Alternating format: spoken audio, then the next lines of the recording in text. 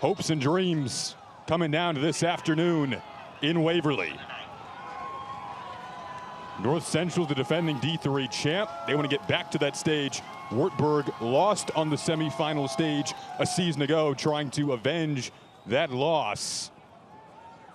Fans are riled up. They've been here since early this morning, having to wait just another second to get that ball in the tee. The weather will be a key part of this matchup. It's windy, it's snowy. Doesn't matter for the student section, no. Oh, my goodness. Those guys, I don't even think they painted themselves red. That was their natural color with that snow out here, I'm telling you. Bundle up. So now that ball comes off again. This is where you'll see someone come in now and hold the football. And most kickoff teams don't want that to happen because now the return team knows who the safety is. So we know right now, number 5, you're the safety. We don't have to count you when it comes to blocking because you're not going to come down and cover fully. That's Caleb Lamphere, by the way. Allen and Lombardi back to return. And now Hops can get this semifinal game underway.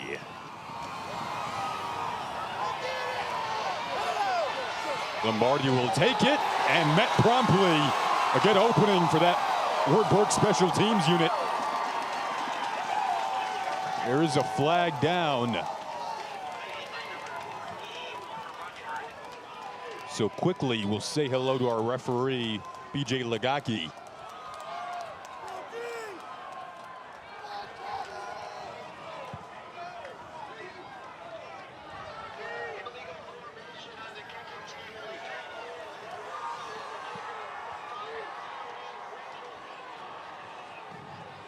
They're going to re-kick it on the illegal formation charged against Wartberg. A 5-yard penalty.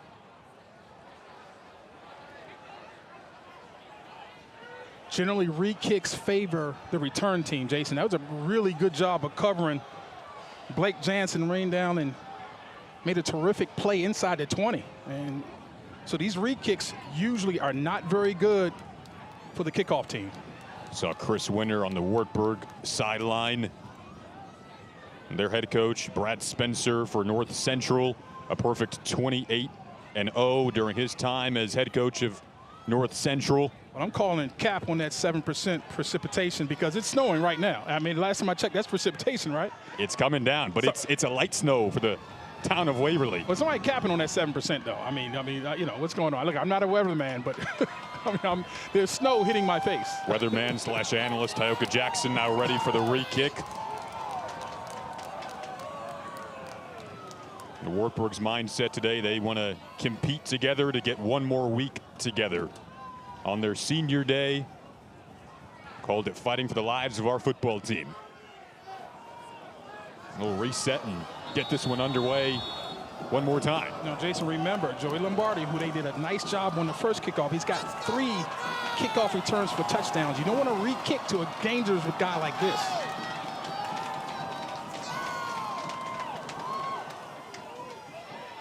Goes away from Lombardi and out of bounds, so another flag on the out of bounds kick. And now Lagaki will come out one more time for this call.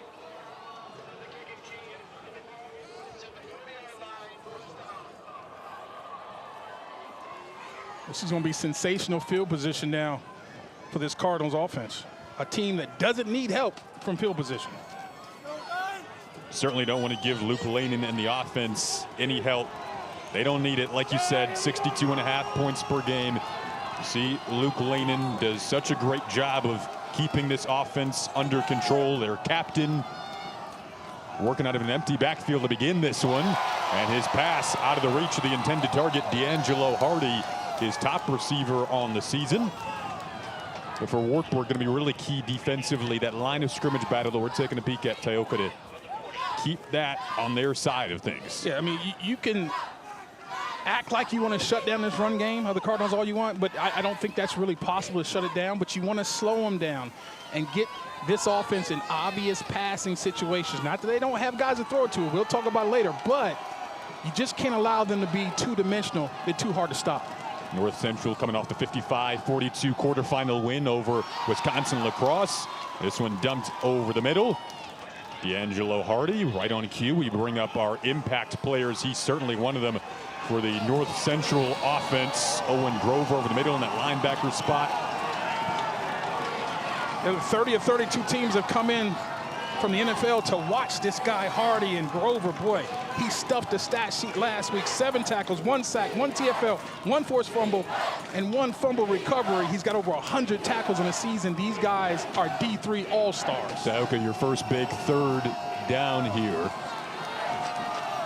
3rd and 5 for this Wartberg defense, and they stop the strength of the North Central offense, which is that running game. So right on cue, it's a big play made on the interior. Christian Nunley came up to make the play, and that's what you want to see if you're a Wartberg fan. No question about it. That was only the first run of the game, though.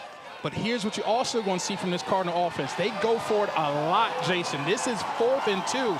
And the fact that they just went inside zone tells everybody in the stadium who knows this team that they're going to go for it on 4th, just 2 yards. I would not be shocked if they come back with another run. Their opening drive, they're half of the field. Why not? This is what they do. It's normal for them, like you said, going to the ground, and Sacco is dragged down in the backfield. Nunley got there again, 2nd straight play, and it's a turnover on downs. Well, we talked about this defensive line against this offensive line. Well, Nunley makes a big, quick swim, and if you swim on a run play, you better make that play because you're giving up the gap. And Nunley, 2 plays in a row, shuts this run game down. What a start for the Wartburg defense, your first big test. And North Central's confidence there, and why not have the confidence to do it with how you've been running the ball all season. But Wartburg answers the bell, and now their offense, led by Niall McLaughlin, their QB, will step out on the field in plus territory to begin this drive. They go to Hunter Clawson, their key running back, and you see how physical this game is going to be. Pat's popping early, Taoka. I know you love that. You know I do. Niall McLaughlin, the QB, senior, Eldridge, Iowa native, went to North Scott High School where several of these players went. A very intelligent guy. That underneath kind of medium passing game is really a part of his strength. But he has the arm, Jason, to challenge the defense and stretch them vertically and horizontally. So he's got the arm talent you like to see from the position. And he's got a good group of receivers, 3 with over 600 yards receiving this season. Flags go flying, pointing both directions. Well, you're going to have a false start on the center, Will Connolly. You're right. It's a busy start to the day for our referee, B.J. Legaki. And that'll set Wartburg back, something you just don't want to do to yourself in this matchup today with these defensive lines. Yeah, and either that was Conlon or Kupman. I'm not sure which one. But, again, when you're at home, you cannot have pre-snap penalties. It's just uncalled for. Wartburg's coming off the 3-point 31-28 comeback win over Wisconsin Whitewater in their quarterfinal game. That was a really emotional game for them. Now back on the semifinal stage where they lost a season ago. This pass incomplete. They were so hungry to get back here. Wartburg, this D3 semifinal. They trailed 28-24 late in that contest a week ago. You see your impact players here, Taco. What do these guys bring to the table? Yeah, keep an eye on the 6'5" Butters. He gives the Knight offense a dimension that most D3 offenses simply don't have. And the leading sack man for North Central is Egbo. He's only 5'11", but it's incredibly long. Those long arms, when he gets those arms around quarterbacks, trust me, they go down. He is a problem when it comes to pass rushing. He's got 7 sacks and 19 TFLs. First third down they face, and it's a 3rd and long. Time in the pocket to step up. This pass appears to be incomplete. It is. Looking there for Carter Henry. Looks like Nick Rummel dropped back in coverage, one of the Rummel brothers for North Central. And Nick has switched kind of back and forth from offense to defense just over the last month. He's moved back to defense. 4th and 14 here. Now Niall can punt the football. Yep. You might see him back up, right? That's exactly right. He may back up and punt it, or they may go for it. Again, both of these teams are very aggressive. Here comes the punt. Okay, so now he is going to drop back and punt this, try to pin him deep. Hey, got a good one. A roll down to, looks like about the 6-yard line, where he's going to pin North Central back. One of the many fun things that we're going to see in this game is both of these quarterbacks can punt the football and do it really well. Wartberg's fan base has showed up. They've won 60 straight home games in regulation here. Take a peek at the dominance of this North Central program out of Naperville, Illinois. 62.2 points per game. Absolutely ridiculous. This would be the most in NCAA history if it continues to go on. See what they're outscoring opponents by. The rushing game has been pristine all year long. They're 55-2 over the last 4 seasons overall, and another unbeaten season this year. Playing a Wartberg team that flat out has not lost at home lately. They have 60 straight home wins in regulation. Last one came in overtime that they lost, but 60 straight regulation home wins, 26 straight overall. Just has been a home field advantage that they love, and they've got North Central pinned back here, trying to stop Sacco. And so far, that defensive line has really showed up today. That's Riley Conradi. Well, that's just great hustle by Conradi. Watch him come from inside out. First of all, the edge gets set by the edge defender, and then Conradi coming down the line of scrimmage and makes a terrific play. That was Parker Rockford who set the edge, and Conradi makes the play. That's great team defense. I know you love a good edge being set. Turn that ball in, baby. 2nd and 7. There's snow coming down here in Waverly, and another flag goes flying. I think you got a false start situation. False start, offense number 67, 5-yard penalty, 2nd down. This looks like Zach Fortier, right tackle.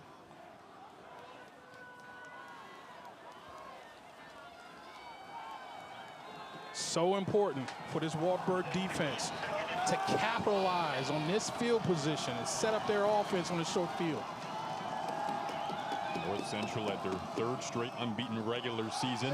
Won the national title a year ago. Sacco is going to be a key part of it if they win another one. Finds the edge and breaks it up the sideline. His first big carry and first momentum for that offensive line of North Central. Well, Jason, in all of our games, we know big plays are made when wide receivers block. Look at the left side of your screen.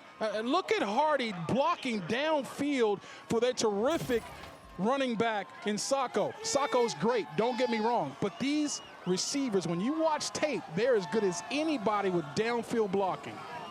The gain of 28. Now trying to feed off that momentum, stepping up is Lanin. Now he'll carry it himself. He can certainly do this too. A superb athlete.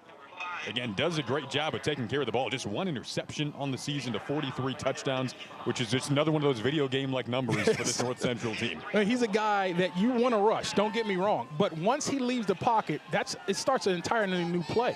And like you said, he's a dynamic athlete. He is not the guy that's going to stand in the pocket and try to beat you that way like Now will. He will beat you from the pocket, but when he leaves it, big plays can happen as well. So en route to last season's national title, North Central, prior to the national title game, played each one of their playoff games at home. Not the case this year.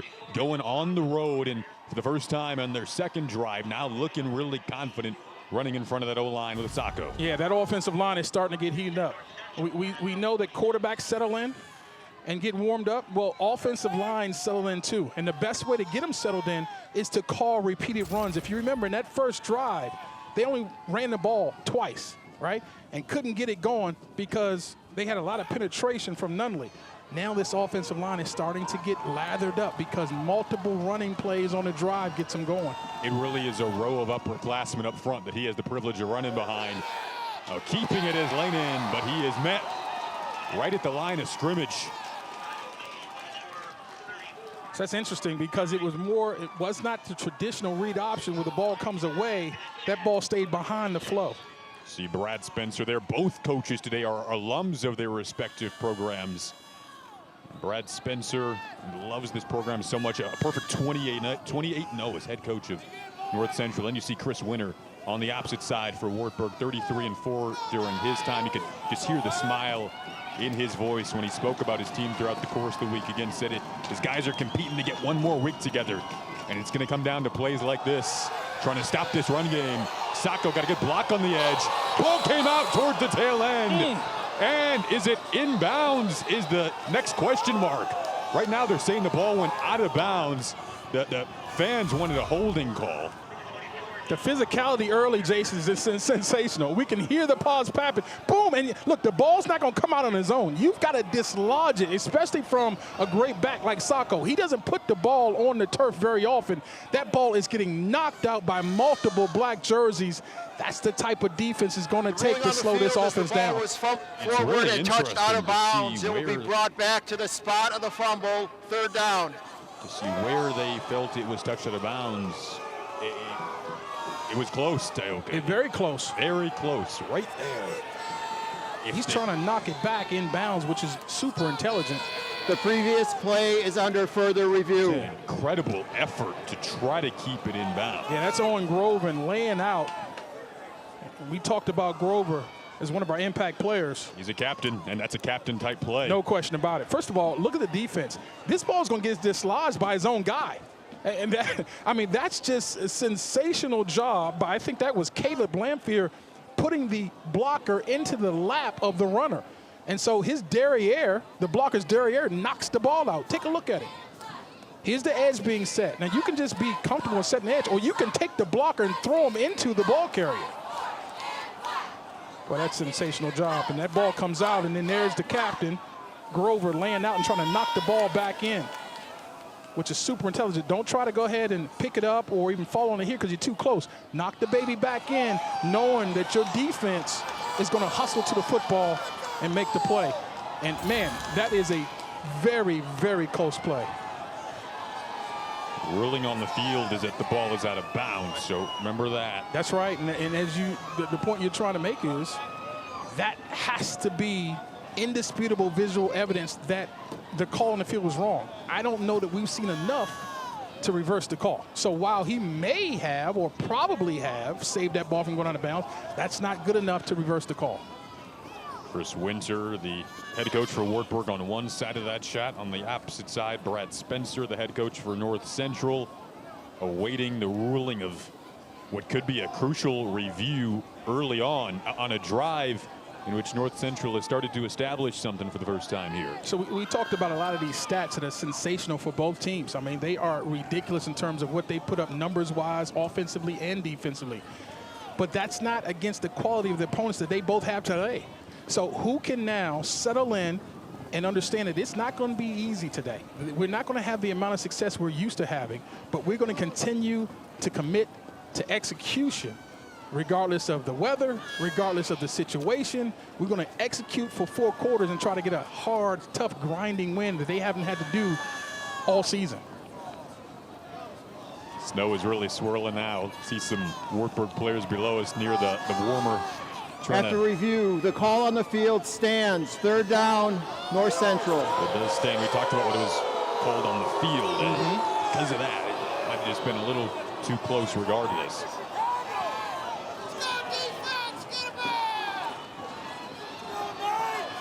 So this is where Eric Studeman, the offensive coordinator, has a lot available to him, understanding that his head coach is very aggressive. He doesn't have to get all 6 of these yards on this play. And so if you see an inside or outside zone, that's going to tell everybody that they're going for the 1st down on 4th down.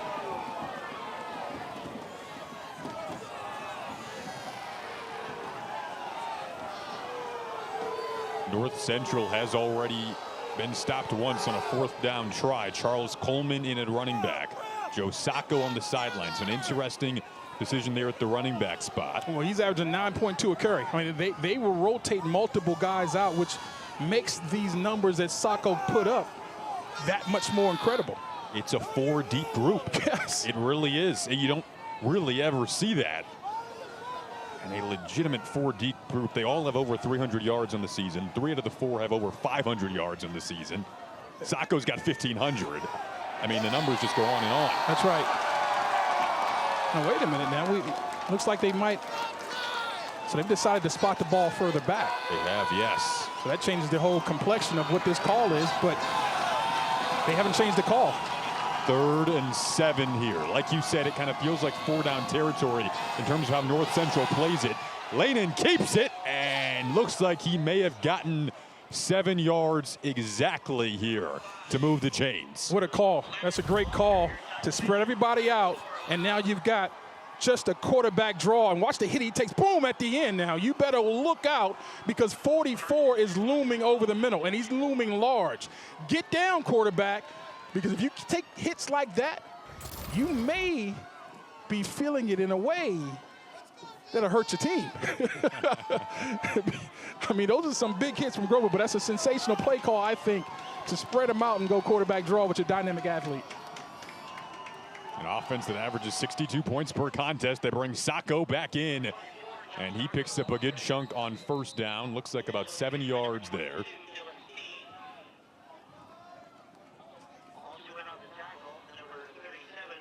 Well, that time they went old school. That was just a counter gap play. And they've got a very good offensive line. We've talked about these guys before, but if you take a look at number 70, Jeske Maples, and they pulled fairly around as well. But that Maples, they say he's the all-tough guy team. He's the guy that's going to street fight you on the line of scrimmage, so you keep an eye on him, 70 and white. Your toughest guy. Meanwhile, Lanin wants to keep it again, showcasing his toughness. Got right up there again, near the yard to gain. They're going to give him the first down. And the tackle made again by number 44. Look at him go inside out, stay shuffle, right? Stay square and make the play. He's just a great tackler. I mean, you rarely see guys break the tackle of number 44. He reminds me of a D3 version of Dick Butkus. The only difference is he helped Lanin up. I have no idea why he helped him. This guy's too valuable. Don't help him up.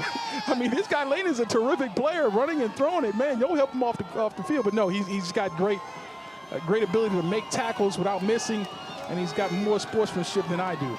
His brother Connor is also on the defense. Meanwhile, back to this ground with Lanin trying to find the edge and gets inside the 30-yard line. See, that's why you don't help him up, Jace. There you go. Make things harder on this guy. You got to try to as much as you can. Gagliardi Trophy finalist. You see here Luke Lanin and Owen Grover both on that list. The winner will be announced Friday. Some of the top players in D3 football on display today. In a top 3 matchup, North Central was ranked number 1 nationally at the end of the regular season. And Wartberg was ranked number 3 nationally in both polls. And this is a dream matchup, strength on strength. Wartberg defense, North Central offense. Some trickery. They get D'Angelo Hardy involved, which they do in a number of ways. And he is brought down again. There's your guy making the tackle, Owen Grover. And we have a Wartberg player down. Looks like Parker Rochford.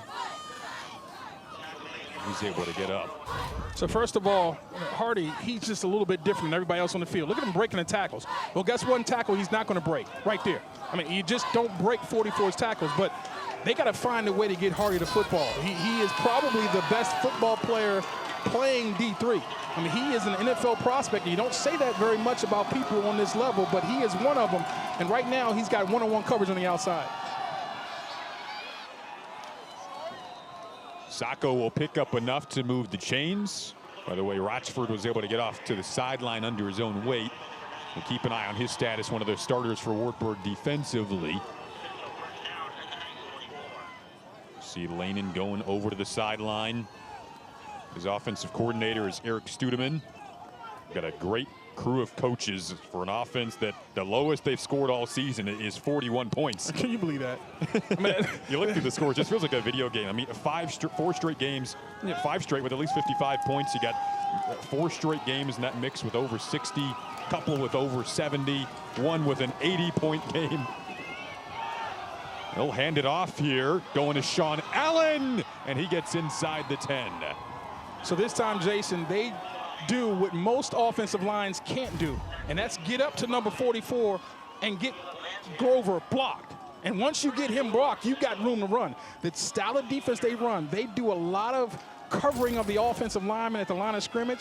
They keep Grover back 6 or 7 yards deep so he can read it out and go make the tackle untouched. Well, that time, they climbed up to the second level and got him blocked.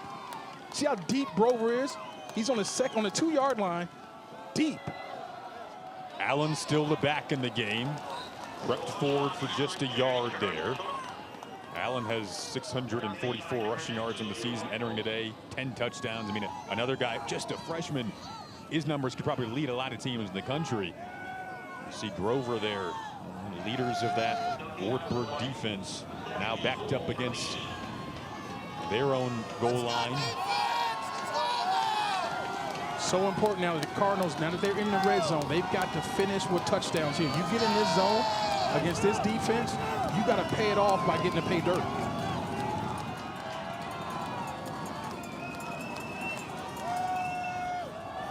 Second and goal, back to Sacco, and Sacco is in the end zone for the game's opening touchdown, and it's the road team that strikes first in this D3 semifinal.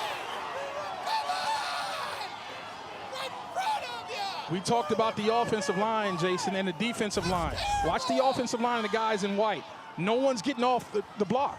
You got Velcro on multiple jerseys. You've got to get blocked and get off of the block to make a play. If you don't get up for a block, you'll never make a play. And Sacco will find the hole and exploit it. The North Central able to strike first. They're coming off the 55-42 quarterfinal win. That extra point was no good, which is the 19th missed point after attempt this season. So the game is 6-0 North Central.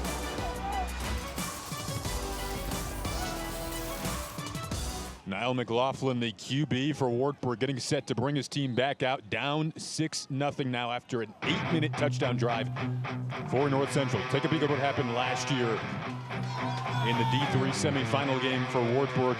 Ended up losing this matchup, and now back on this stage. They worked so hard to get here after the 3-point loss to Mount Union. Chris Winter knew how hungry his guys were before the season started to want to get back to this stage and to do it in front of their home fans, where they've won so many games here at Walston Hoover Stadium. 26 straight home wins overall, 60 straight in regulation. And it's senior day in Waverly, hoping to punch a ticket to a national title game, but have taken the first punch of this game in the form of that drive that looked like a North Central drive. Jason Ross Jr., Tyoka Jackson, our outstanding ESPN crew with you this afternoon. Winner of this game will play Cortland in the national title, in the Stag Bowl, as they call it on the D3 level. It'll be Stag Bowl 50.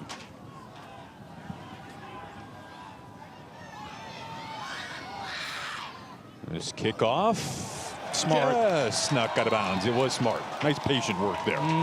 You took a risk, though. Calculated risk. No, Jason, illegal kick out of bounds on the kicking team. The ball will be placed at the yard line. First down. Thank you, Mr. Official. Jason, this to me is an early critical drive. In order to win games like this, you got to win moments, and this is a moment right here. If you're the Cardinal defense, the best thing you can do is go 3 and out and get that ball right back to your offense after that long drive. If you're Wartberg, you've got to find a way to string together first downs, because right now it's not looking good. You've only run 3 plays against 19 for the other guy. You've got 1 yard of total offense against 100 yards for the Cardinals. You got to get that squared away right now. Wartburg trailed 14-3 in the opening quarter against Wisconsin Whitewater in the last round. Down again here, and this ball just goes into the turf. Some nice pressure brought there defensively for North Central. So in this situation, I'm not sure he got that ball back to the line of scrimmage. Wouldn't shock me at all if this flag comes out, and there it is. Yeah. Intentional grounding, offense number 8. Lost it down at the spot of the foul. Second down. So the Wartburg fans are going crazy, and it's because he's out of the pocket. They're saying, okay, look, he's out of the tackle box. He's out of the pocket. He can throw it away. Yeah, you can throw it away, but the ball has to at least get back to the line of scrimmage. And so you had a defender right there, and I understand he doesn't want to throw an interception.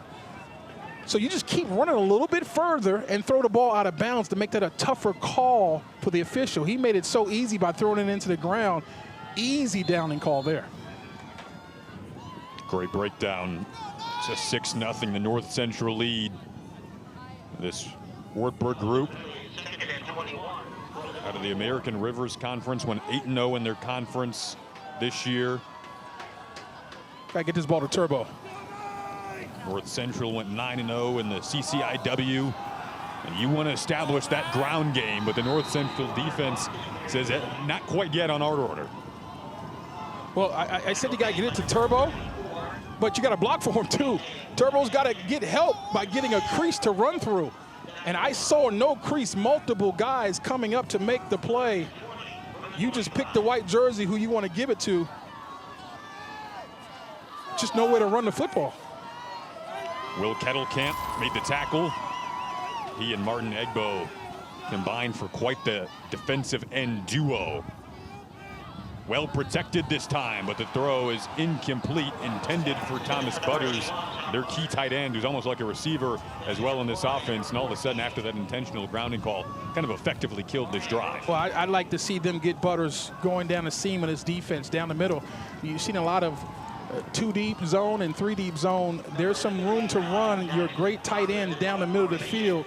Obviously, on that play, he was sort of an outlet running the out route, couldn't get the ball deep. Well, come back with that tight end, the same deep routes on the outside, but that tight end down the middle.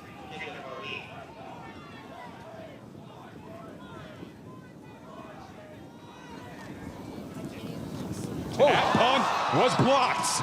And the first big special teams play is made by North Central. They have really loved their special teams play in recent weeks, and they're going to set the offense up in beautiful field position here. Yeah, we talked to Brad Spencer, the head coach of the Cardinals. He talked about his special teams unit in all phases and how important they have been to this outstanding season. And we know when you have really good teams who are evenly matched, special teams, more often than not, makes the difference in the ball game. Looks like Coleman got a piece of it. And Skanka was able to pick it up. Yeah, the backup wide receiver. Now they go to Sacco. What a second effort. The guy just doesn't go down. Looked like there's about 3 black jerseys about to swarm him, and he at least gets back to the line of scrimmage there. And so you look at a guy like him, you say, okay, he's 184 pounds. This is not supposed to happen. When a big guy gets his hands on you, he's supposed to go down. Well, the determination of Sacco, his heart, so much about most of these D3 players, their measurables don't measure their heart. They measure everything else and say, D1, hey, we're going to pass on because he's 5'9". Well, I don't care how tall he is. I want to know, how does he run the football with the ball in his hands, with the program's dreams in his hands? Number 24 is excellent. Layden initially looked to the air. It's well covered downfield, but it opens up in the end zone. And was that complete? It is.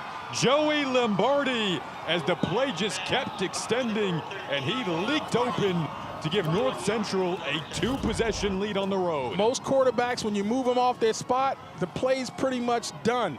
Well, not with Luke Layden. He's going to extend it with his eyes downfield looking to rip you, and Lombardi comes up with his 10th touchdown on the season. Way to dig it out, number 13. Lombardi wanted 2 receivers in that core with over 700 yards this year. Now they can put the jackets on and kind of warm up to the tune of a 2-possession lead. They missed the first point after attempt. They've actually missed 19 this year. This one is good, so a 13-point advantage. Nice job of getting outside the pocket by Layden and throwing a great touchdown. Huge, huge play, and the Cardinals are up by 2 scores. Wartberg trailing 13-0 to Brad Spencer's North Central Cardinals team. 2 unbeatens in this D3 semifinal day. Winner will play Portland. Wartberg, we mentioned, trailed last week against Wisconsin Whitewater, a team that they hadn't beaten really in recent history prior to that matchup. It was such an emotional win for them. Trailed 21-3 pretty early on in that second quarter, overcoming their largest deficit of the season. Similar position this week. What needs to change right now? Well, so that tells me that mentally they're fine, right? Yeah. They know how to come back. They know how to keep playing. But the deal is they've got to figure out how they need to block this front of the Cardinals, because there's been no room to run the football. They have to be able to establish Turbo, Clawson to get this game going. Try to get some good field position here. And they will set up at a pretty good spot. About the 31-yard line is where the offense will come back out. Kyle McLaughlin and this offense, you see their games that they've trailed in this season, they have faced a bit more adversity than North Central. 3 double-digit comebacks, the latest of which was in that quarterfinal game against Wisconsin Whitewater. So there's no panic by the guys in black jerseys or their coaching staff. They're fine mentally. But again, the adjustments, how do you get this running game sprung? They have wanted to start faster. That's been the thing. That hasn't happened really today. Down the seam, this is what you wanted, but incomplete. Looking for Thomas Butters. That might have been the first big completion of the game, but that close. I can't believe it. All the film study that I saw of 81, I didn't see him do any of this. This is what you wanted. We talked about that too-high safety, running him down the seam. Well, here you go. Off of play action, beautiful ball. Everything is perfect. Butters drops the football. And you know I want to say Butterfingers. I'm going to hold on to that, though. I'm not going to say it, Jason. I didn't say it. You didn't. Well, that's an All-American tight end right there. He's a special player. Now let's see if they can reset. Back to the air. Going to try it again. Nothing downfield, though. McLaughlin steps up, and the crowd applauds his effort, picking up what they're going to call is enough for a first down here. Sometimes you just got to find ways to get the job done. That's a gain of 11 on 1st and 10. That's a Bronx cheer by the crowd because that's the first down. And so they're just happy to see one. But look, number 8, now McLaughlin, he's not supposed to be a runner. But what he is a competitor. He's trying to beat you from the pocket, but there's nothing left. So he's going to take off and get all you allow him to get. Wartberg is 20 and 15 all time in the NCAA playoffs. Looking for the edge here with Clawson. Big hit at the end of that, though, JC. My goodness. That was number 34, BJ Adamczyk. Yeah, Adamczyk, he came in. You know, it's interesting they're running the football to the right because they have a sensational left side of their offensive line. There's the hit at the end. But I'd like to see them going left. I mean, they've got a special left tackle in Tucker Kinney. They've got an all-tough guy team left guard in Alex Lehman, their captain. They're running the football to the right, and that's fine. But, man, they've got, I believe, a mismatch on the left-hand side. Oh, that snap, it came out kind of awkwardly, and then Laughlin had to scoop it back up and goes down to the deck. But Niall McLaughlin, kind of a heady play just to keep that alive. But look at these 2 drives. They had that intentional grounding, and now this. You know, that could have been a disaster. It looks like it hit off the rear end of the center and never made it back and just dribbled back to the quarterback. How often do you see that end up being a turnover? And this is a team that doesn't turn it over very often. They are plus 10 in the turnover margin, which is sensational. And it's actually the Cardinals who aren't very good at creating and keeping the football. North Central has blocked a punt today. But wow, it was BJ Adamczyk again who came on the pressure there, and that forced a low throw. BJ Adamczyk, a guy who was a leader at linebacker. Tuck, remember, he was actually ejected from the national title for targeting last year. It was a questionable call, and when that ejection happened, he went right to his backup linebacker, started coaching him up. That's just the kind of guy he is. He wants to get back to that national title game this season. Well, he's their unquestioned leader. He's the guy that's the most dedicated football player on the team. And that's not my quote. That's the coaching staff's quote. That's Brad Spencer's quote. That's the guy who they turn to leadership by example. They say he's all football all the time. And North Central doesn't get a block this time, but they'll have a chance to return potentially here. Seam opens up for Jacob Parody. There's a flag down. Well, the official didn't want to call it, but I think the crowd helped him. Maybe made him call it there. Yeah, it was an obvious clip, in my opinion, blocking the back, but boy, he was slow calling it.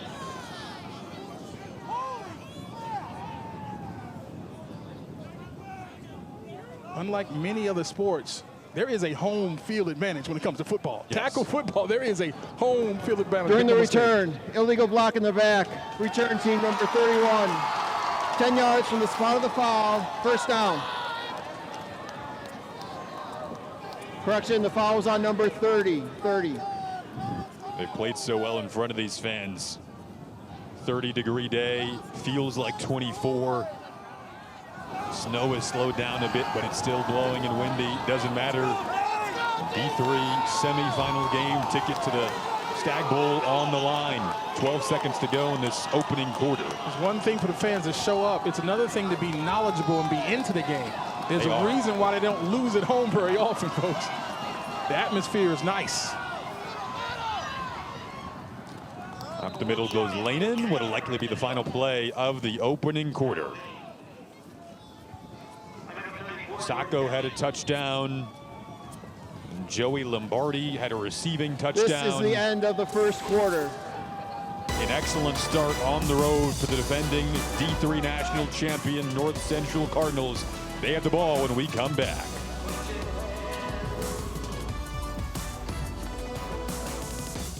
Back in Waverly, Iowa, there's a look at the W.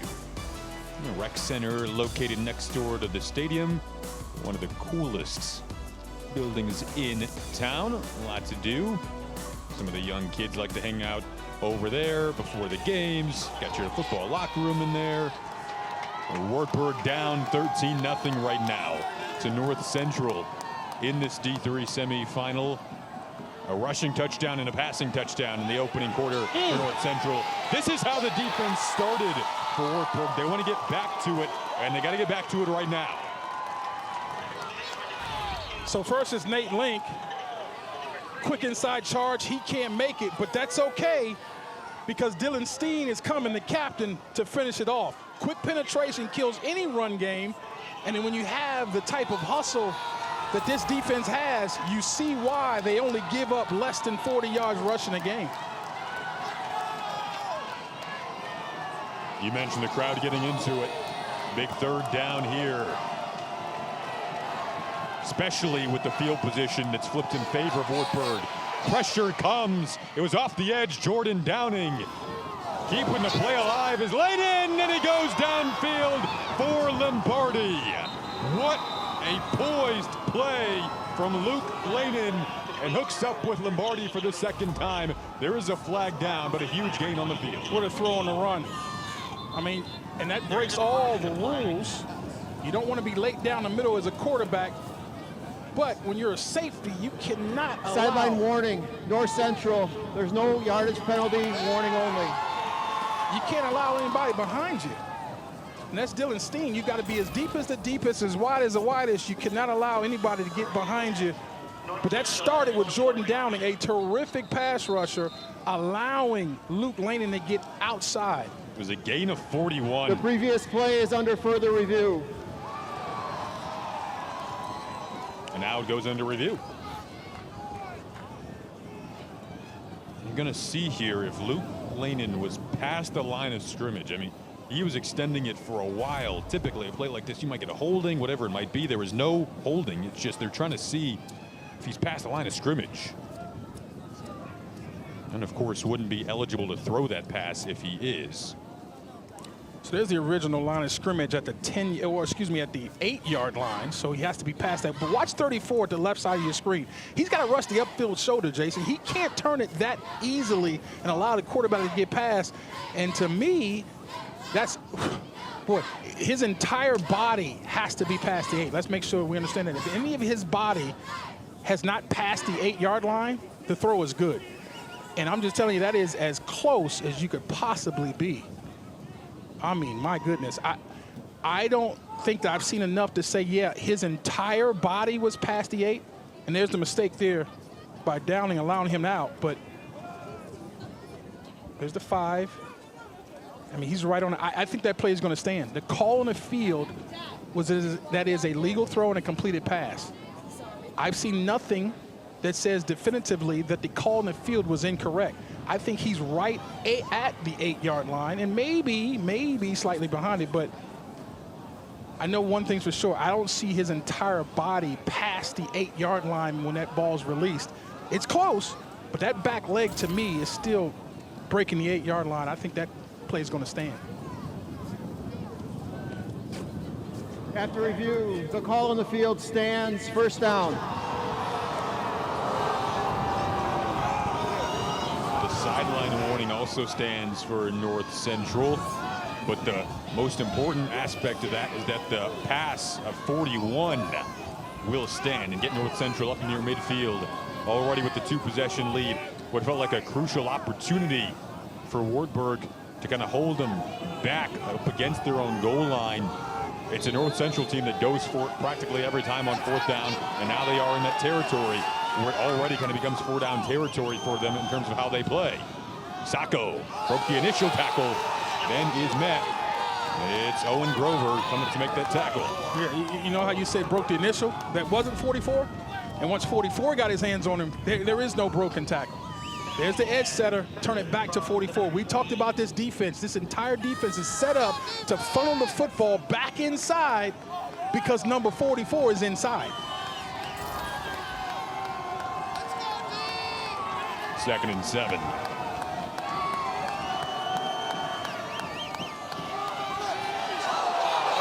Fans want to hold. I think they're going to get one. Meanwhile, downfield, open, and into the end zone goes Nick Rummel, but I think they're going to get a hold here.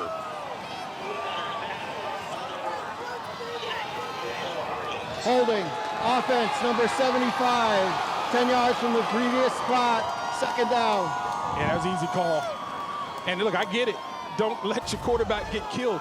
Watch to the right side of your screen. There's the block, and there is the tackle. And tackling's good for defense, folks, but not very good for offense. And that's Nick Fairley trying to protect his quarterback and gives him plenty of time. And, well, it's a good job of selling it, too. Twerking his body, throwing his arm up defensively to get the call. But D'Angelo Hardy was wide open down the field, and so without that holding call, that's an easy touchdown.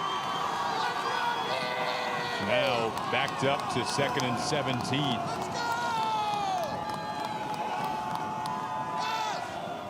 They flip it to the flats, going to Hardy, and what a job from him to get more than about 10 yards back here. That'll bring up a very manageable 3rd down and put them back into that position where they feel pretty comfortable on 4th down as well. Well, he's 6'2", 200 pounds.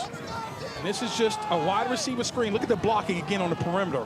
That's an outstanding job by Jacob Hardy of blocking, but also Jess Maples getting out and making a block as well. And that's a tough tackle for Hardy. He's got 4.5 speed, but he's also hard to bring down when he's got the ball in his hand in open field. They told us they really want to cherish the time that Hardy is still in a North Central uniform. Like you said, he's a legitimate NFL prospect. 3rd and 5 now. Wartberg trying to fire up this crowd. Sacco hit. Looked like a gain of 2.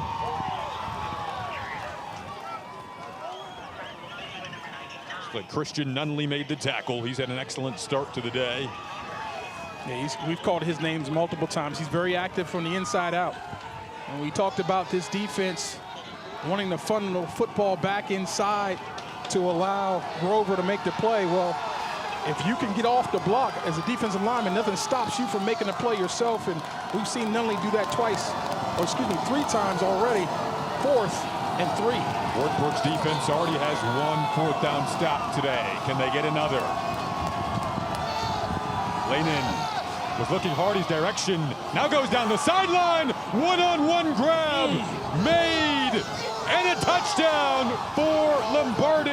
His 2nd of the game. What a catch and what a finish.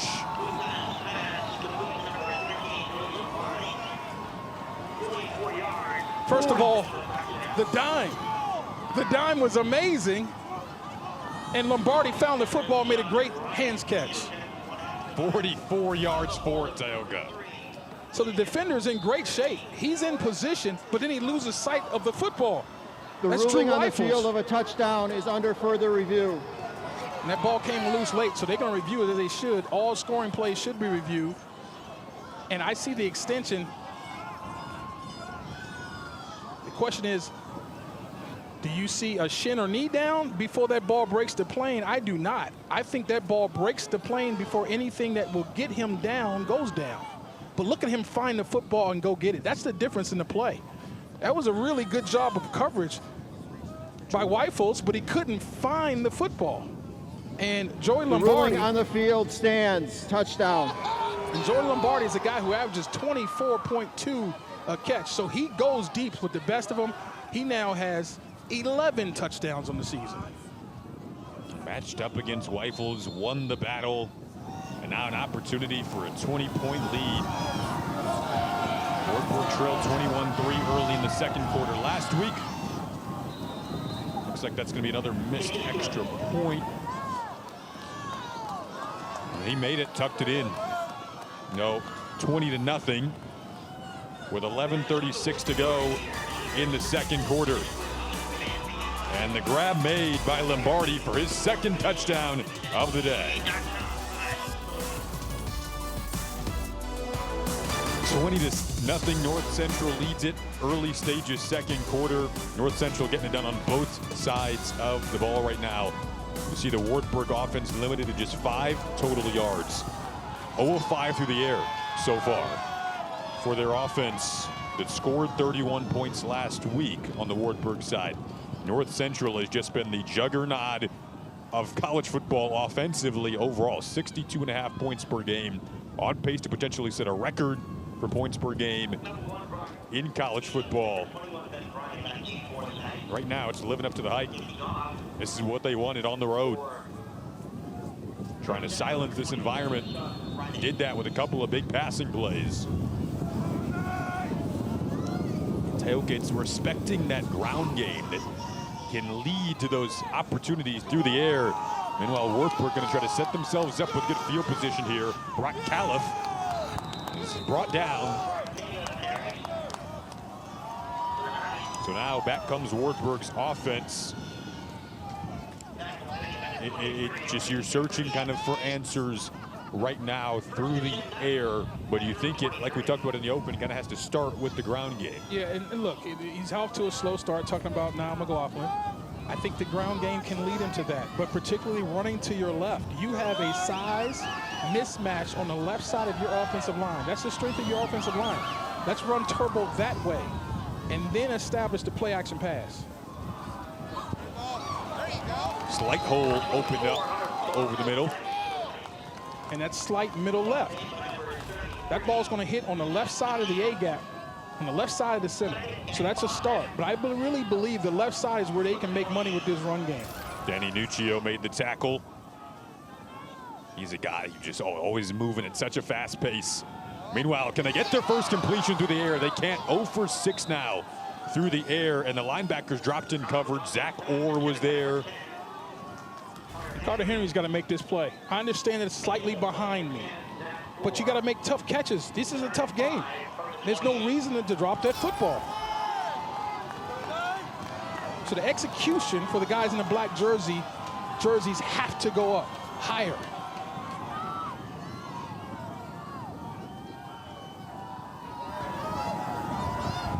They better get Martin Egbo blocked on the outside, number 9, if they want to get this ball off.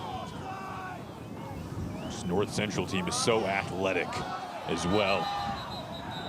And now some frustration starting to settle in here. Timeout, Wartberg, their first of the half. So I think North Central showing that pressure, walking guys up, got this offense a little confused. The offensive line had to recount. That's caused the timeout. We'll step aside here in Waverly, Iowa, D3 semifinal. The Cedar River. You see a ticket to the Stag Bowl on the line. It'll be Friday at 7 Eastern. Cortland's already moved on to play in that game. Now Wartberg and North Central trying to punch their tickets to a national title game. Wartberg lost on the semifinal stage a season ago to Mountain Union. They were also 13-0 going into that game.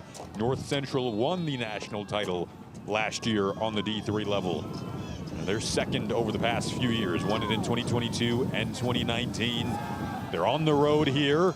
Throw to the sideline, and looks like this will be the first completion of the day through the air. Carter Henry on the receiving end, an Iowa native. They can move the chains. And they're going with some tempo here. 6'3", 207. Carter Henry is a matchup issue. Great job of getting his feet down on the line of scrimmage. Oh, excuse me, against the sidelines. And North Central wasn't expecting it. They get pressure off the edge on the ensuing play, and it forced a low throw intended for Butters. You're trying to continue this momentum, Tayoka. You switch it up a little bit, go to the pace. After you finally get really a sigh of relief breathed with that connection through the air. Well, they're getting some timely pressure, especially when it seems like you're trying to get the ball to Butters. That's when this pressure gets in the quarterback's face. McLaughlin is unable to throw an accurate ball. North Central is 7-0 on the road this season. Throw down the seam. There's a completion into plus territory at the 45, able to hook up once again with Carter Henry. Just a dig route. About 15 yards down, breaks it inside, and that ball has to be on time because there's a lot of white jerseys playing zone coverage inside. Here's the tempo again. Wartberg trailed 21-3 last week. Came back to win the game. Finally, they were able to get Butters involved. They're a really good athlete at tight end. He's just a special player for this team. His first catch there. Again, he's the guy that they can't really match up with. There's nobody really on this field that can match up with number 81, Butters. They got to keep forcing him the football because it's there. Now McLaughlin had throw off his back foot, able to find Drake George. Drake George gets inside the 30-yard line, and the crowd is back up on their feet, breathing some life into this Wartburg team. So Matt Wheeler has decided he's going to be able to throw this football with some tempo, to change up the tempo, getting the ball out of the quarterback's hands quickly, and Drake George is as quick North as a hiccup. Central, their first of the half. Forced a North Central timeout, and you see they're up on their feet here in Waverly, trying to capitalize the momentum when we come back. Wartburg with 26 straight home wins, down 20-0. You see for Niall McLaughlin, ever since they've gone to this tempo, 4-5 after the 0-6 start. We talked about what was going to be the adjustment for this offense of the Knights. It's become the quick passing game and the tempo, and so far, so good. Carter Henry at the bottom of your screen has 2 catches on this drive. He's looking that direction. Pocket breaks down, dumps it off, and finds Hunter Clawson. So just improvising there, and they get another 9 through the air. And you see the difference between these two quarterbacks. Niall McLaughlin is going to extend. He's going to continue to keep this play alive, but he's not looking to run it. He's looking to dime you up. Nice job of catching that football with your hands, Turbo, and getting as much as you can close to the first down. Fake the run, go to the air, blocks it up for Drake George, trying to make a man miss. And George gets inside the 15-yard line. So you're knocking on the door inside of the red zone.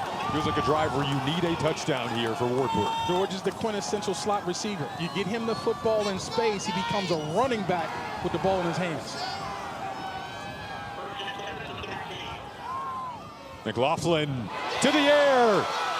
Can George get inside the 5 here? Again, they got him into space, and it was just kind of a matter of, can you make a man miss?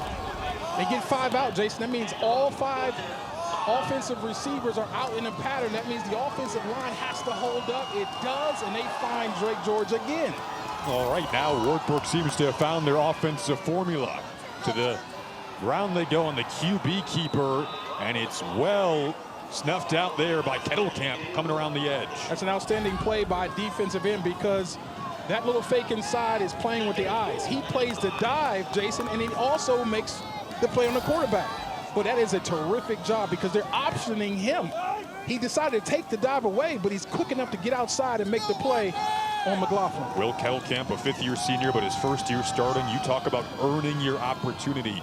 Will Kettlecamp has done that. He's trying to give his team a ticket to a national title game. To the ground, a stretch for the end zone, and they're in. Wartburg is on the board in this semifinal game. Hunter Clawson sets a new personal record with 23 touchdowns on the season. Run the ball to the left. That's where your strength is. Tucker Kinney and Alex Lehman have a mismatch in size and talent when it comes to the run game.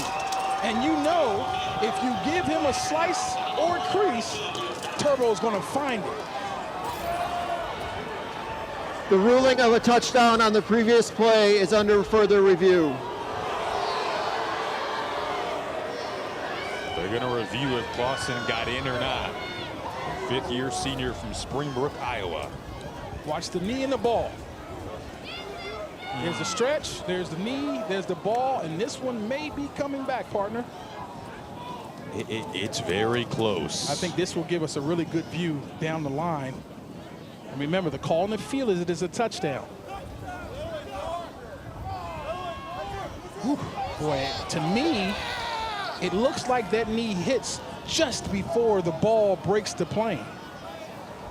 but I'm not sure it's 100%. I think it is. I think he's short, but I'm not quite sure if it's 100. I want to see that down the line look again. There's the knee. The knee goes down. No question the knee goes down before the ball is extended. The question is, had the ball already crossed the plane when that knee hits? And I don't think any of these views are good enough to reverse the call except for one, and that's the down the line look. And I think they're going to end up reversing this one, partner. After review, the runner was down at the 1/2 yard line. It will be 3rd down.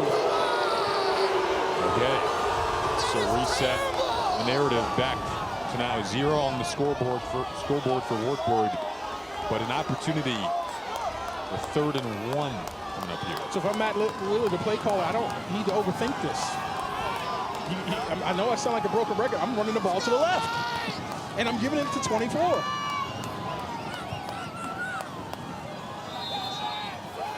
Have struggled in the red zone this season with all the success they've had. This has been one area of concern. Ball was blown dead. Timeout. Before the snap, timeout, North Central, their 2nd of the half.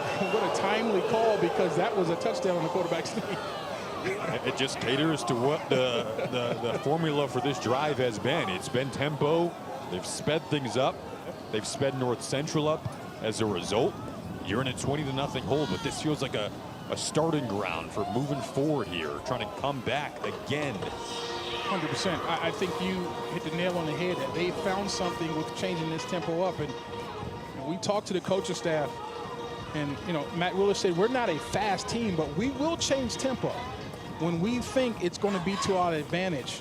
And I think that was one of the adjustments. I mean, this football game is going to be about adjustments, because we talked about how evenly matched these teams are. When you have All-Americans all over the field, quite often it comes down to mistakes, special teams, and the adjustments from the coaching staff. And right now, the Knights have found something. 2 unbeaten teams, 13-0 each respectively. Brad Spencer's North Central Cardinals backed up against their own goal line. Chris Winter's Wartberg College Knights trying to get on the board on a possession in which they feels like they need to cap it off with a touchdown in this 2nd quarter. Depth of that running back, Clawson, tells me he's not getting the football. You're right. They keep it. QB sneak. And he's going to be marked short. Clawson profusely trying to tell the officials that he got in, but this is going to be the determiner here. And see how Clawson finished to his left? And boy, to me, that looked like he broke the plane. I'm just going to be honest with you. You don't have to cross it for much. You just have to break the initial plane of the goal line to get in, and looks like there's not going to be a review, and they're going to run another play. But if I'm Clawson, McLaughlin, I'm going to my left at the snap of the ball. All comes down to this 4th and goal. A drive that's had 1 touchdown overturned. This is the final chance at it. Feels like a must-score drive. They leap in, and Wartberg's on the board. Now Clawson has that personal record 23rd touchdown on the season. What direction did they run, Jason? To the left. And I know I sound like Beyonce, but I'm not nearly as good looking. But to the left, run the ball to the left. That's where you can make money. And as you said, Clawson now has broken his own record, 23 touchdowns in just 14 games. A direct quote from Hunter Clawson. He wanted to call me Turbo, and not Hunter Turbo Clawson, just Turbo. Oh, and not the Turbo. He said like Beyonce. Turbo, like Beyonce. Yeah, to the left, to the left. Look at you getting in the singing. We're synced up. The offense looked like it was in sync throughout the course of that drive. 2-possession game now, 7:15 to go. Got ourselves a game. Now can the Wartberg defense answer what the offense just did? That's called complementary football. They've got to find a way to do it if they want to win this game and get to a championship. You got to play complementary football. And if you're the Cardinals, you're like, listen, they haven't stopped us yet. Okay, they got on the scoreboard. They're a good team. They know how to play too. That's fine. Offensively, we're saying if we're the Cardinals, we're going to come back and hang another 7 on top of you. You'll never catch us. They had 5 total yards, Tioka, before that last drive that went for 77. So it was just a different feel. It felt like what the fans are used to seeing at this field. You see Hunter Clawson single season, the record watch today. Well, you're just 1 rushing touchdown away from new record, total touchdowns record. It's just, I mean, at both teams, it is, you look at these individuals, look at these teams, and it's been a record-setting year for both, all coming down now to try and advance to a national title game against Cortland. But the single-season accolades continue on for Hunter Clawson. One of their captains, and he finished that drive off like a captain, a guy who they say energizes their team. Remember, Joey Lombardi, number 13, is one of the best kick returners in America. 3 touchdowns already. And Tioka, he's feeling himself today. Yes. A couple of deep grabs, the latest of which was for a spectacular touchdown.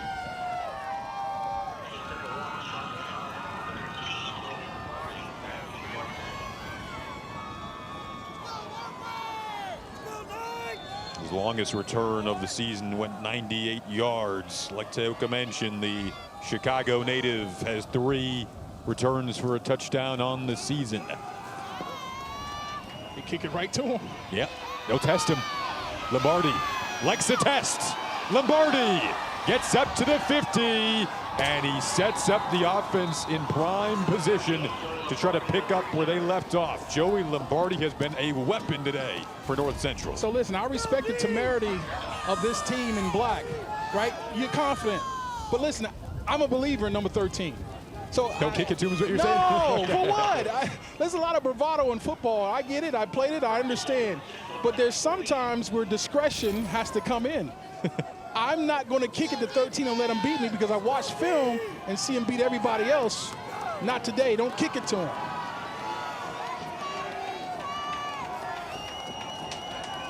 You like that word temerity, by the way? I do. That one, we've done 13 games together this year. That was a new one. Look, I went to Penn State, man. We go to class.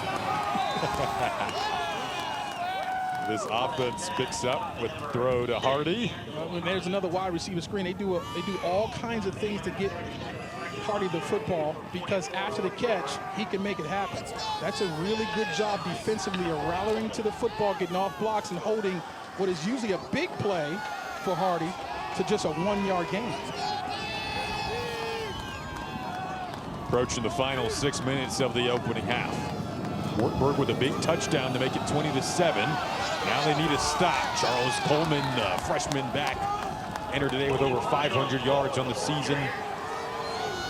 Look at the size of number 21 Coleman.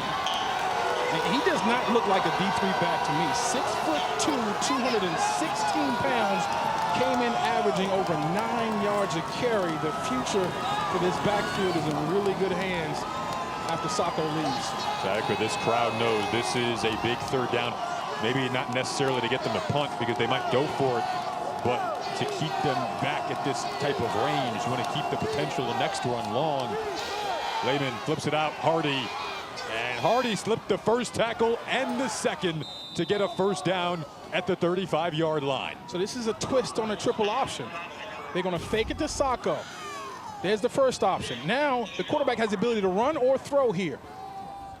And what you see from Hardy is he's hanging back behind the line of scrimmage, waiting for the ball if it comes. But we talked about once he gets the ball in his hands, talking about Hardy, he's a really tough tackle, very physical runner at the wide receiver position.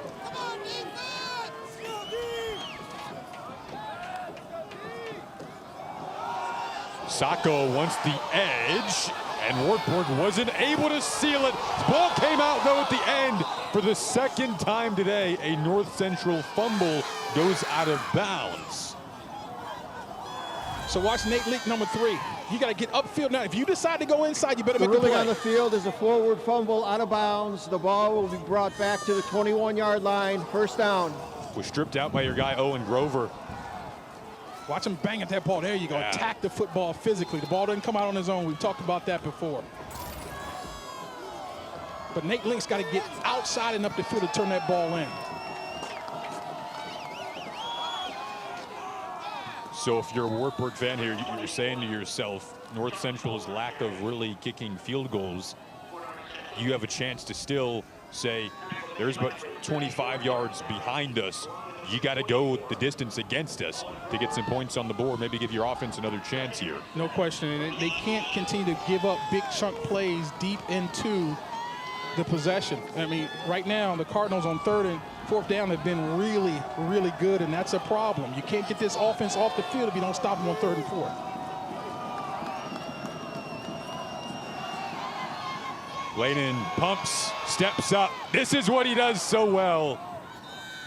It makes the offense so tough to stop, and that's why they've been the best scoring team in the country this year. They say his competitiveness is his superpower. He doesn't just want to beat you, Jason. He wants to dominate you.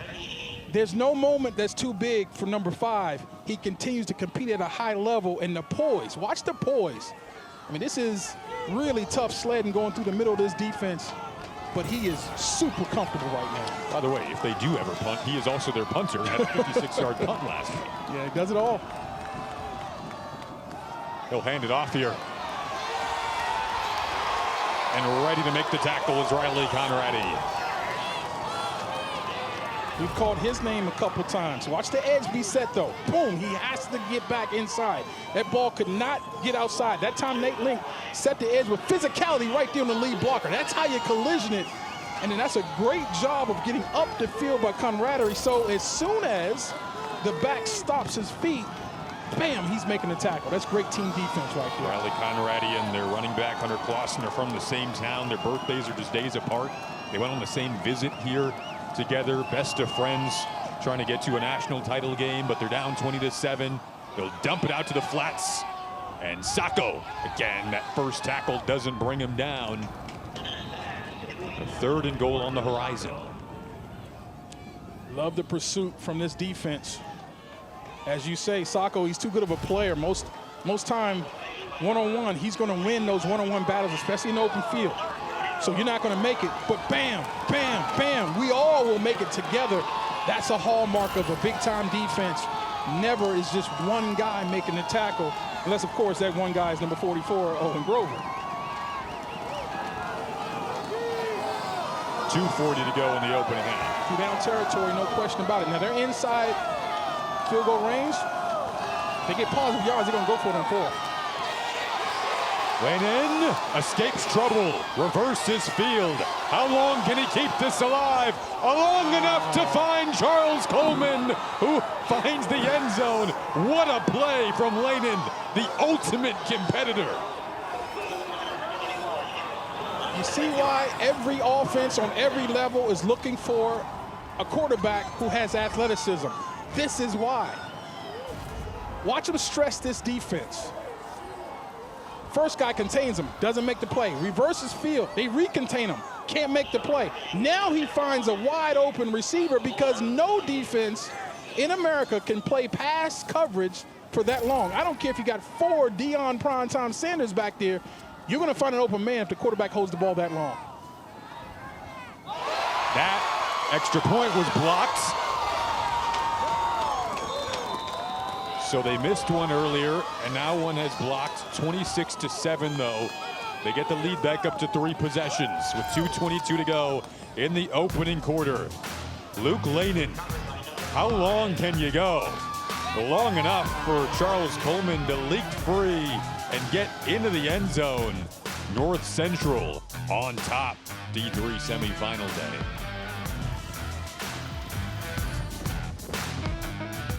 This North Central offense is used to putting up PlayStation-type numbers, but they do it in real life. I mean, you look at your screen, 62.2 a game. Are you kidding me? 808 points. But the one Achilles heel for this offense and for this team, really, is the missed extra points. They came in with 18, 2 today. That's 20 missed extra points. Now, it has not hurt them. They're undefeated. But I'm just telling you, that sort of inefficiency in a part of the offense that should be automatic could come back and bite you, Jason, when you're playing against a quality opponent on the road. A team that has not trailed this season.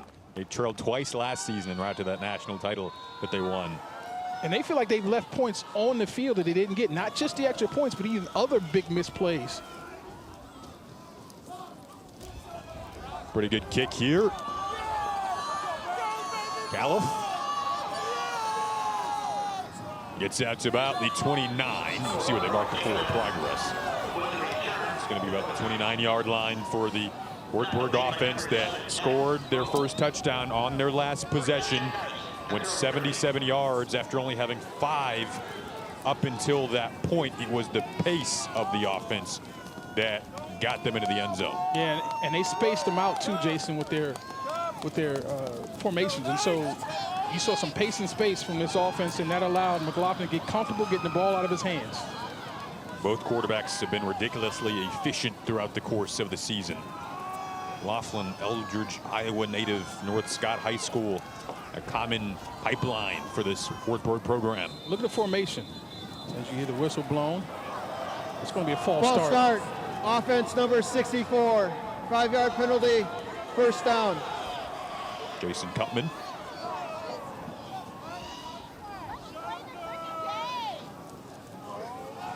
Line made up entirely of Iowa natives. Look at the offensive line. Oh, excuse me. Look at the offensive set, though. 3 wide receivers outside the hash on the left side, the bottom of your screen. They're spreading them out. And maybe spreading them out can open up some holes for the running game potentially as well.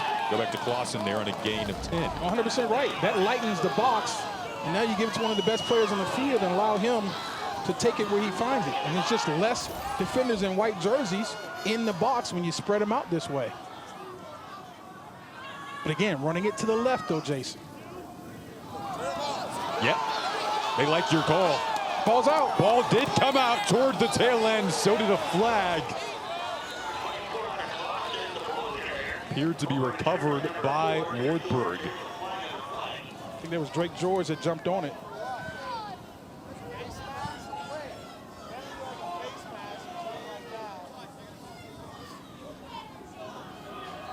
Personal foul, face mask, defense number 5, 15 yards, end of the run, automatic first down. That's Julian Bell on the face mask. Let's see if we can see it.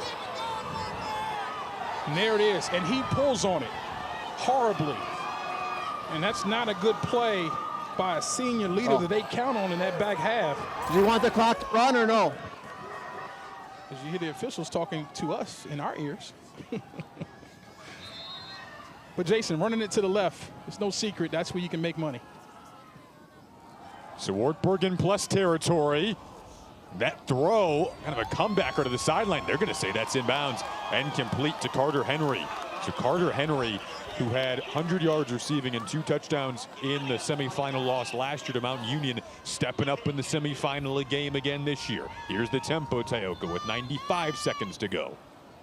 The Cardinals want to slow that tempo down. Timeout, North Central, their 3rd and final of the half. It's their last, like you said, chess match now.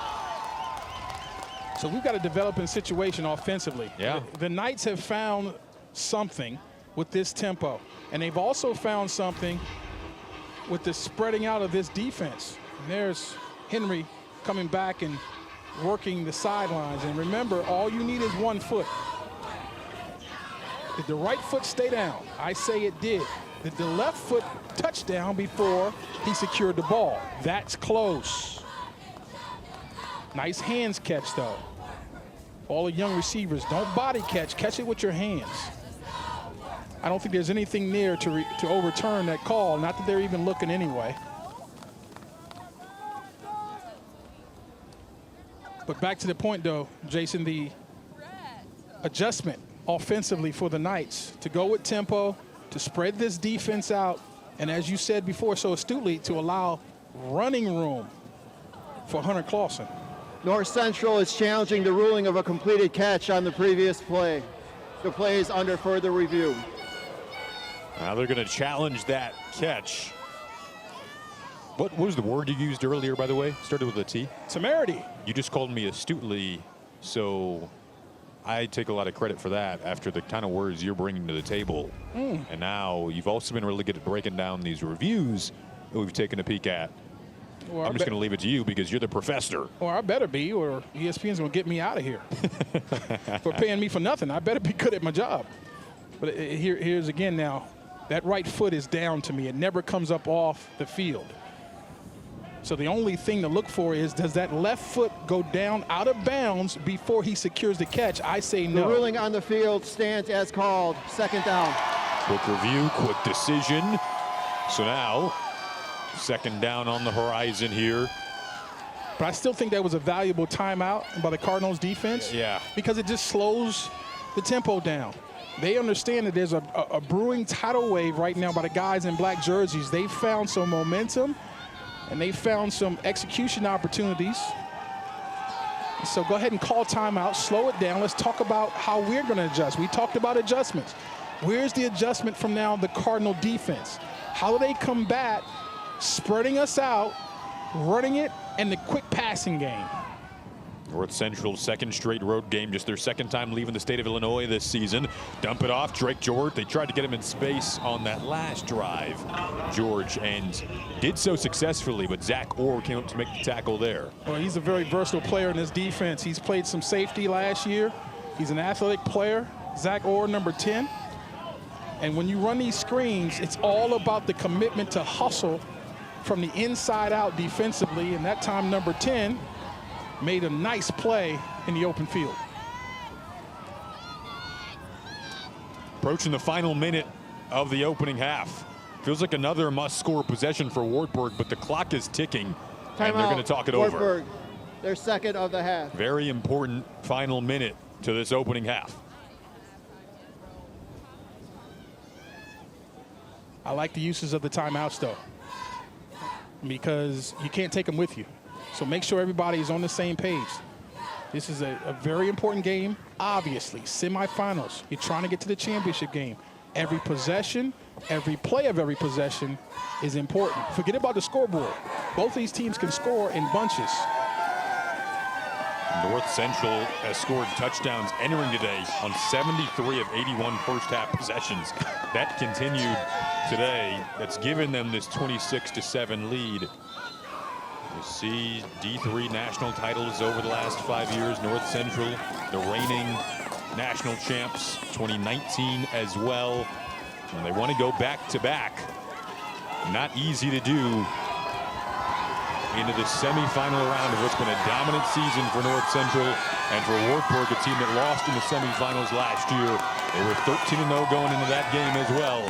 Inside of the final minute, their fans would love a score going to the locker room. McLaughlin, pressure came, low throw, incomplete. So again, we talked about the differences in these two quarterbacks. McLaughlin is a guy who wants to stay in the pocket. That's when he's at his most accurate and at his best. We know when we've seen what Lannon has done on the move. So that's a really good job of rushing McLaughlin and making him move off his spot. But you just knew this was going to be 4-down territory in this situation.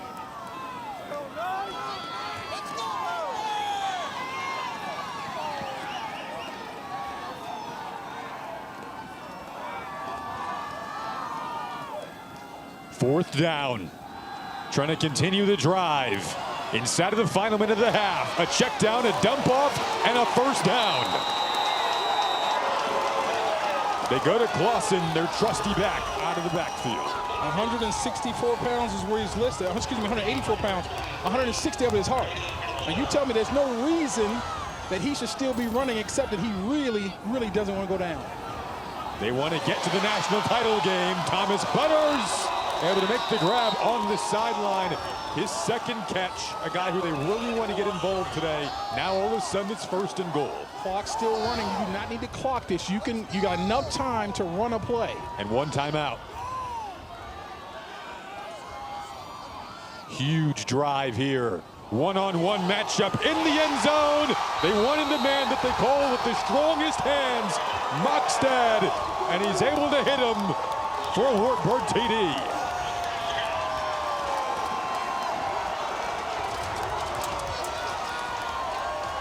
50-50 ball on the left side, just going to just a basic fade route.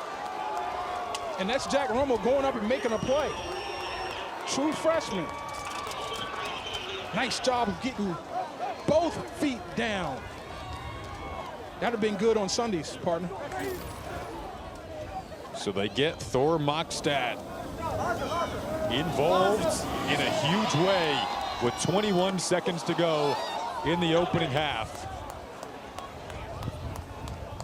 And the extra point did miss. So it's a 2-possession game, but a 13-point game instead of 12. So here's the fade route. It's about keeping the ball inbounds and catchable for your team. So that was a perfect throw by McLaughlin. They feel there's not a throw that he can't make. And that was a beautiful one. We got ourselves a game, partner. Yeah, and let me credit the right receiver, excuse me, to the Mockstad family. That was Thor Mockstad that made that play. Yep. Absolutely. So I apologize on getting that name wrong. But how big was that? And just think of this, how dominant this North Central College Cardinal defense has been all season. They gave up 13 points total all season in 13 games in second quarters. How about the team in black comes in and scores 13 points and basically doubles that up in one game? So it's hard to score on this defense in the second quarter. But Wartberg has come back and put themselves in position to get back in this game against a defense that doesn't give up a lot of points. Now Jackson Hops will come out to kick off. Wartburg's found their formula. They went down 20-0 in this game before finally getting something going. Be a believer. Don't kick it to the left. Lombardi's really hurting them. 13. And oh, this ball slipped out of the hands here of Hardy, and it's up for grabs. It looks like North Central pounced on it underneath that pile. Wow. But that was with 16 seconds to go in the half. So we talked about adjustments. Here's one of them. Don't kick it to Joey Lombardi. Allen. Kick it to anybody else. The true freshman, Allen, wasn't quite up to the task. And what a huge play to get on that ball, because that was a muff and would have been a turnover. It took such an awkward hop. Allen was standing in one position, and it almost hopped shorter in front of him, so he had to reach out to snag it, and it just went in and out of his hands. Remind you, it is snowing out there. Field's pretty slick. 13-point lead for North Central. They led 20-0. Wartberg found an offensive formula that led to them closing out the half with a touchdown. North Central, it feels kind of ridiculous, but there's their second fewest points that they've scored in the first half of the season. A group that's averaging 62 a game in this D3 semifinal. The winner will go on to play Cortland in the national title.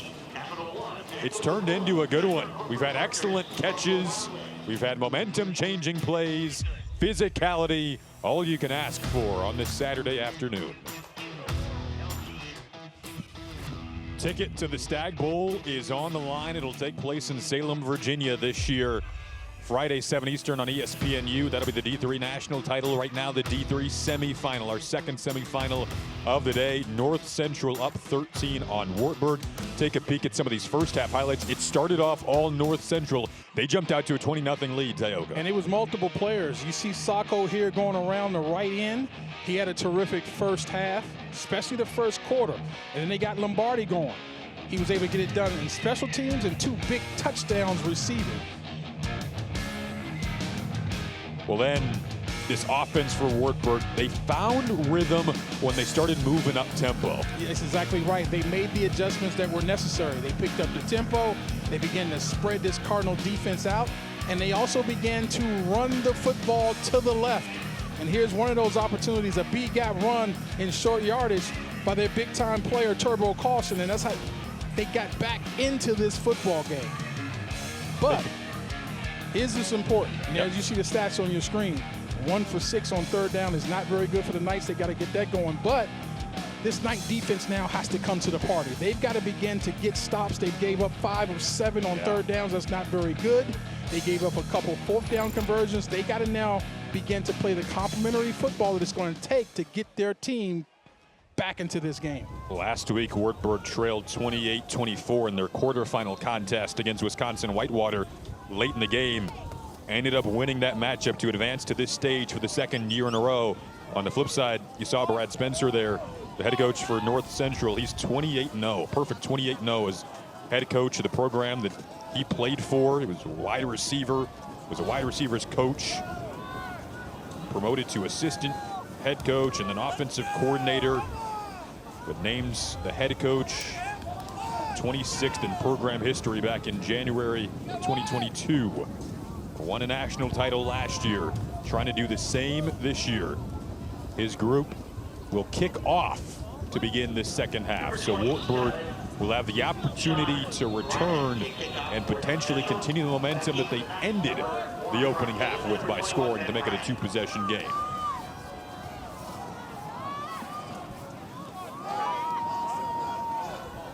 Opportunity return for Califf, running towards the sideline, and this Wartberg offense will step back out onto the field. Both teams unbeaten this season. A third consecutive unbeaten regular season for North Central. For Wartberg, again, they were on this stage last year. Came up short to Mountain Union, a group that was hungry to get back here, led by their QB, Niall McLaughlin. Slow start, Jason. They got to that tempo. He began to play much better as you see the numbers. Now, we talked about adjustments. What's going to be the adjustment for the Cardinal defense? Shane Durkin, defensive coordinator.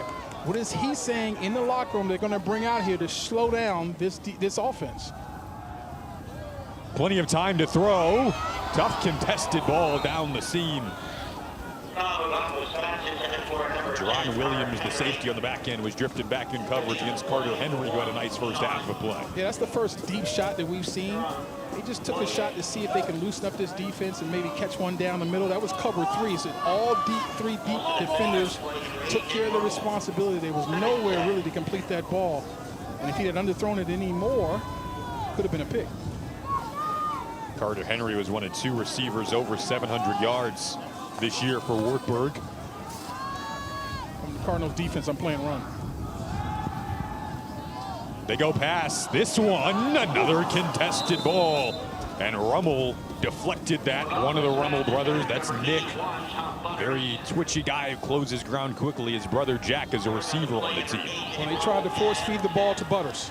And so McLaughlin's understanding that he's got a mismatch at that tight end position, but the biggest mismatch for them is when they are in man coverage. Talking about the Cardinal defense. Well, that time it was zone. They played it perfectly. They had two guys in position. And again, that was a really good overthrow because had it been any better, probably been a pick. And now, Teoka, you're kind of forced into a passing situation. So North Central brings pressure, and they wanted the one-on-one matchup. Good coverage again from these North Central DBs. Well, listen, I love the coverage. I love the position of the coverage. But what I like most by Ethan Grote is that he didn't foul.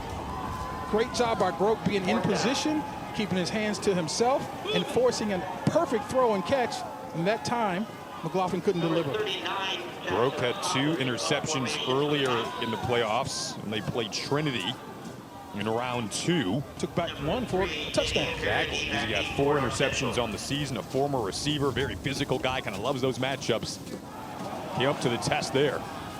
And this punt was shorter than Wartburg wanted. Jackson Hops will head back to the sideline, and North Central's offense comes back out trying to get that lead back up to 3 possessions. Well, we saw Wartburg get off to a slow start at the beginning of the game. This time they get a slow start at the beginning of the half offensively. Now, defensively, this is where the biggest adjustment has to take place.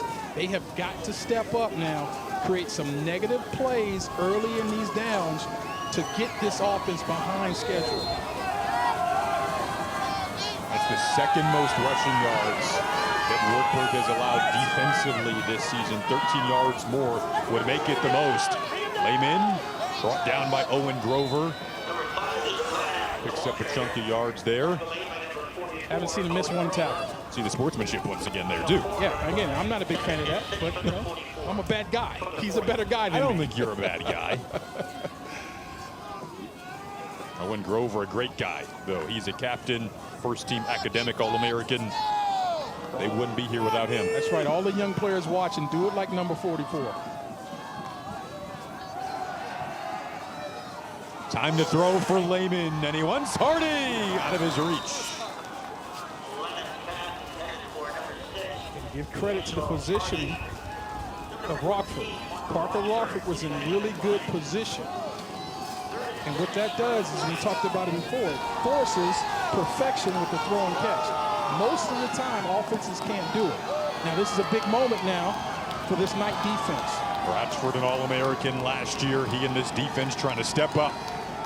And understand, it's not just one play here. Against this Cardinal offense, it's going to take 2 plays to get them off the field. This is the territory where they'll definitely go for it. And Sacco hit after a minimal gain if he did get anything. So that's what you wanted there if you're the Wartberg defense. Now you set up 4th down. As you said, this is exactly what the doctor ordered. You see the penetration.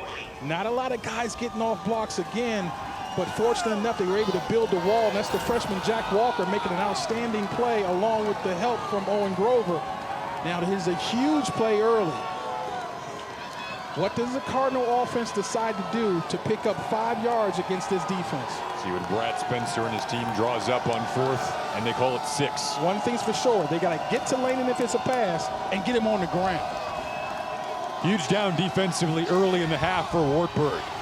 Lehman's extended plays so well today, extends another, and has a 1st down with Jack Rummel. I mean, 3rd down, 4th down, Laney just isn't phased. They're not containing them, Jason. I mean, that's the bottom line. All the big plays are coming on the move. You've got to contain the guy. Top priority, rush him. Priority number 1A or 1B, contain him. If you don't contain him, you have no shot because he's dynamic and he can throw accurately on the run. That competitive side to his personality. He's also a baseball player for North Central and a D3 Gold Glove winner at shortstop. Meanwhile, they hand it off and a big hit on Sean Allen. Able to make the carry and pick up a good chunk there. Allen, another one of these true freshmen.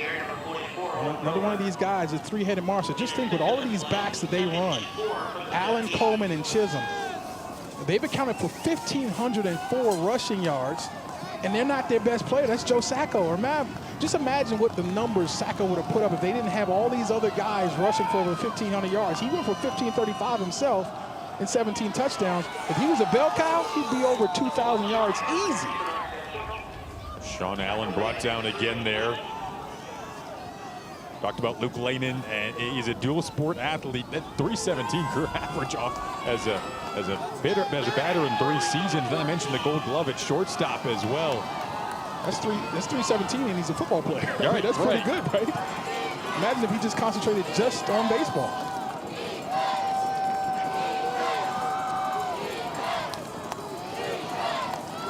Another 3rd down opportunity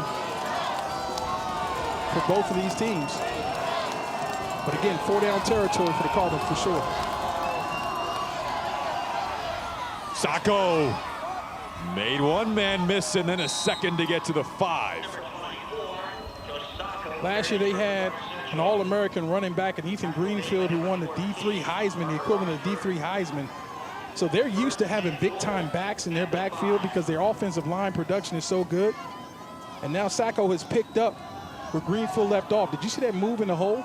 There's one thing to have a free hitter in the middle of the hole, but he's got to make the tackle, and Sacco's got terrific balance. It was swift, and you mentioned Ethan Greenfield. He ran for nearly 2,000 yards for this offense last season. Direct snap to Hardy, trying to power his way into the end zone. There is a flag down. We'll see who this will help and who it will hurt.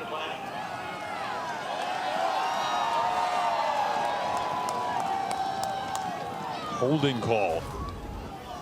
See if we can find it because we couldn't hear the call. And I think there it was, I believe. That's 74. No, that's the backside. That's, I want to say maybe that's Sam Pryor, 58.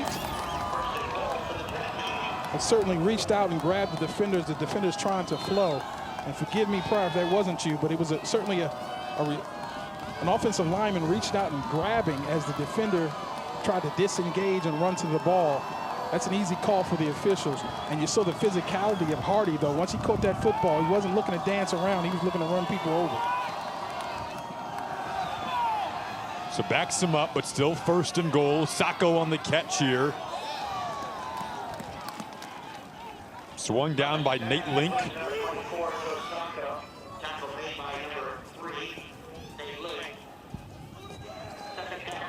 North Central team that's won their last 28 games. 13-0 on the season. Went unbeaten in the CCIW, College Conference of Illinois and Wisconsin.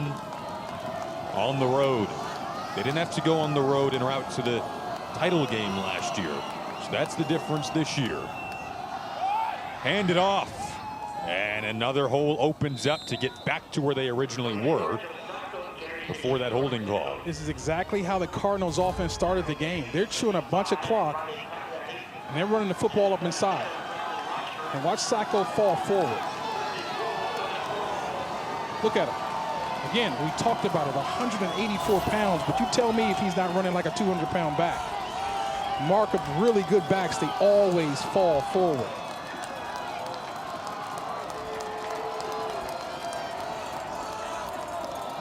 Third and goal. He'd love to maybe fall forward for a few more here, but there's going to be a flag.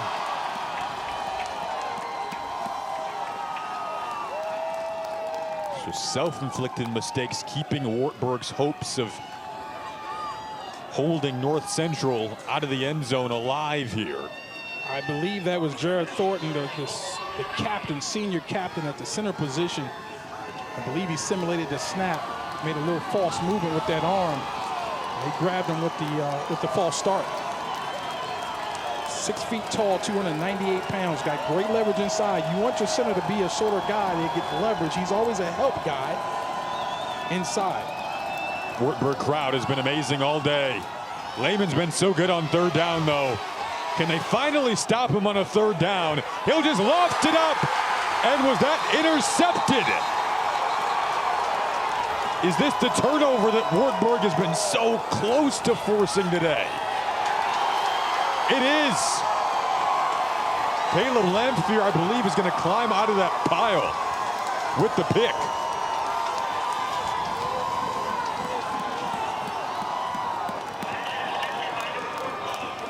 An inexplicable decision to loft that ball up for no reason.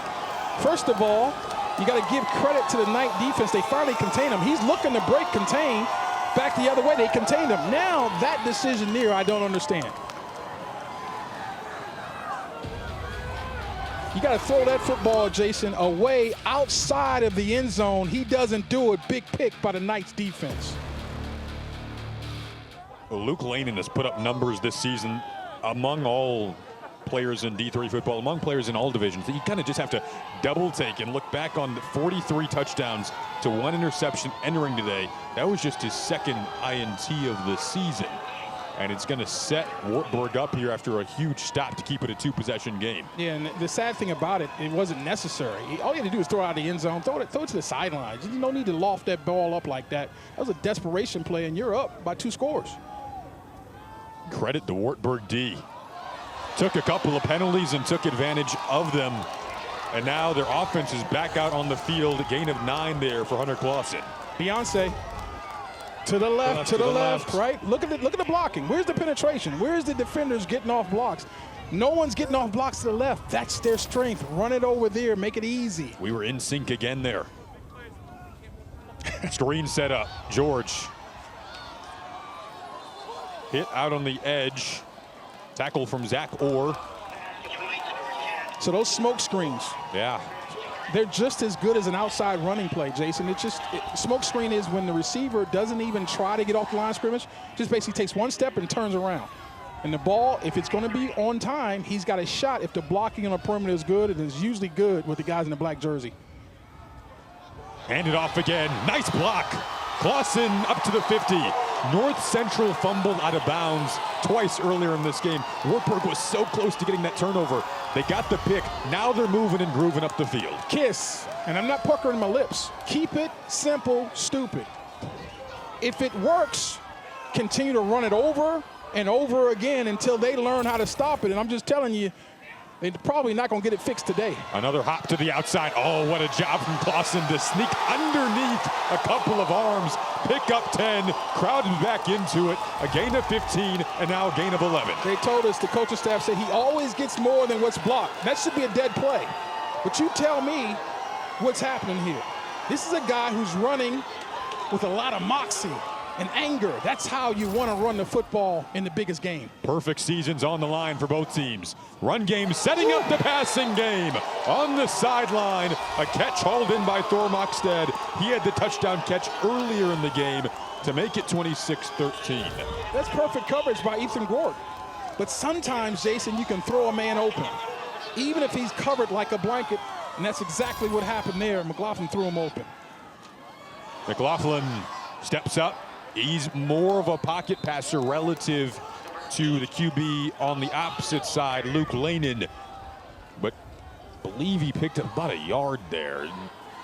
I thought he tried to lead the pocket a little too early. The step up was nice. Step up into the void of the pocket and just stay right there. You were good. I think he ran himself into a sack that time. 3rd and 4. Is this 4-down territory for you? Absolutely it is. 6.5 to go in the 3rd. D3 semifinal game ticket to the national title on the line to play Cortland. Every moment so big in this second half. That play is broken up. What a job on the coverage from Ethan Gort, who you talked about earlier. Had those interceptions against Trinity. Here he is in the coverage. Well, this time he outcompeted the receiver that time. He outcompeted Henry.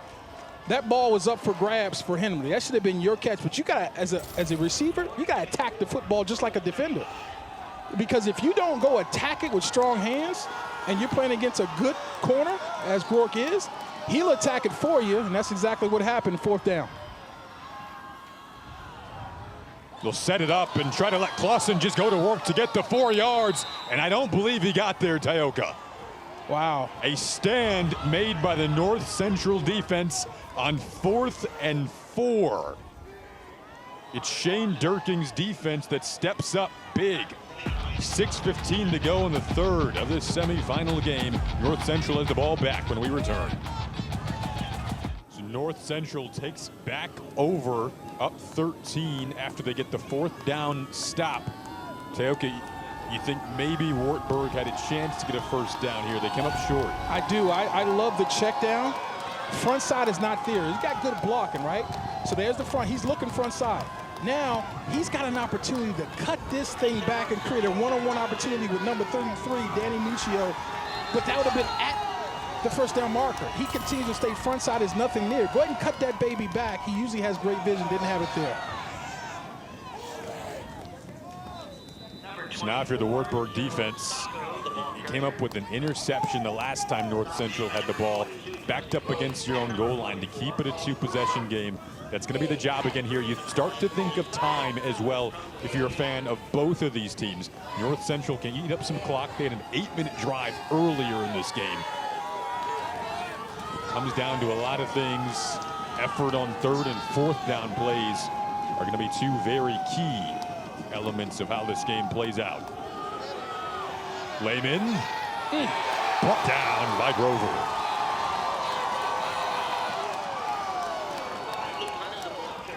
That is perfect execution of this defense. Watch number 44 show up in the hole, unblocked, and he's not going to miss the tackle, folks. That's how this defense is designed. They set the edges on the corner. The ball has to cut back inside, and there usually is going to be a hole, but 44 is going to meet you in that hole, and you're going to go down. Snow is swirling. What's been a fun, dramatic scene throughout the afternoon turned to evening here in Waverly, Iowa. Lanin pumps. Lanin gets hit out of bounds. Going to be prior to the yard to gain, but he did pick up a couple. Going to make it 4th and about a long yard here. They continue to get burned by Lanin's legs breaking contain. You've got to find a way to keep this man in the pocket if you want any chance of winning this game. All the big plays, no matter what down, has pretty much happened with number 5, Luke Lanin, breaking contain and either throwing it or running it. Luke Lanin, their captain, Guy who brings so much competitive nature to that huddle. He wants the ball in his hands in moments like this. Now, if they do decide to throw the football, the wind is swirling. I'm running this football if I'm the Cardinals. They listen to you. But did they get the first down? I don't know if they did. Grover was in the heart of that, along with Christian Nunley. So now both defenses come up with back-to-back fourth down stops. Yeah, it's the penetration inside. I mean, that's just outstanding work, and that's Kanan Morris as well. Watch Morris go down and stay up, though. You can't make plays on the ground, Jason. He almost went down, but showed terrific balance. And that's Riley Conradi as well, staying up and making a play, yeah. He came around to really wrap up there, Riley Conradi. They ran a stunt inside, and that confused the blocking schemes. A Wartberg team you see didn't score in the first quarter. Similar story in their quarterfinal win over Wisconsin-Whitewater when they had to come back in that one from down 21-3. They trailed 20-0 in the opening half of today's game. Now 4.5 to go in the third. They set up in plus territory with a goal of trying to make it a one-possession game.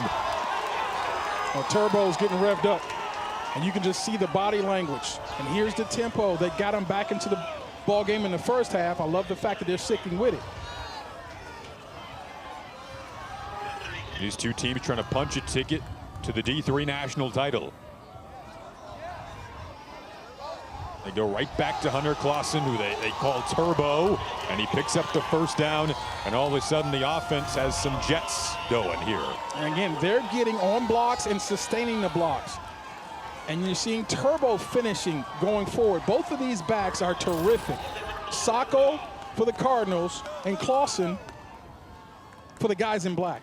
The shift was when they started moving with this tempo.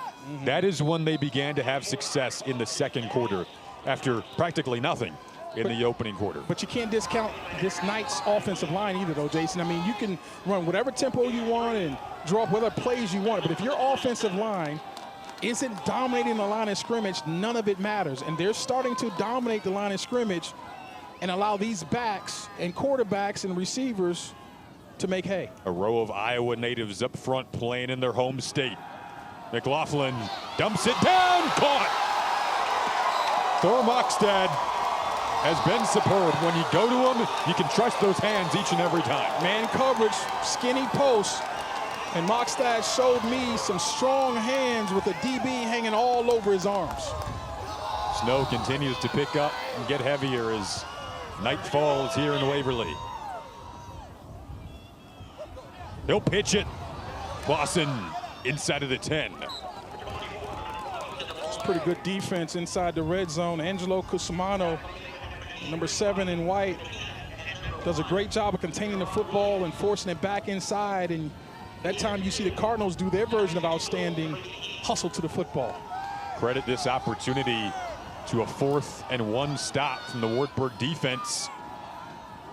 McLaughlin steps up. Gonna throw. That is deflected dangerously. Jerron Williams was the last to touch it in that secondary for North Central. Boy, Williams had an opportunity late across your body. It gets tipped, and that's probably the reason why Williams couldn't come up with the pick, sort of knock the timing off on that throw. So I believe that the Knights are lucky that ball got tipped, because that was an interception ball 100%. Yeah, Wartburg has won 26 straight home games, 60 straight home games in regulation. North Central averages 62 points per game. Wartburg's defense has kept them in this, and now an opportunity to really make it a one-possession game. 3rd and goal. Pressure comes. Lofting it up for Clawson. And he's hit and brought down at about the 2-yard line. A tackle made by Julian Bell, the captain of the defense. Hey, you want to play running back? Well, you understand it's not going to be all glory. You got to take hits in your gut and hang on to the football because your program needs you. I mean, you talk about effort and guys, like, it's 2 inches away from my end zone, 2 inches away from trying to get in your end zone. It's just, who wants it more? And that was a vicious hit by Bell, legal too. 4th and goal, a 2-back set this time. Biggest play of the game. Big gap on the right-hand side of the center. Are they going to run in that big gap? Bryson White moves in motion. They're going to throw it here to the end zone. Caught by Bryson White, who they brought in for this play. And Tioka, it's a one-possession game.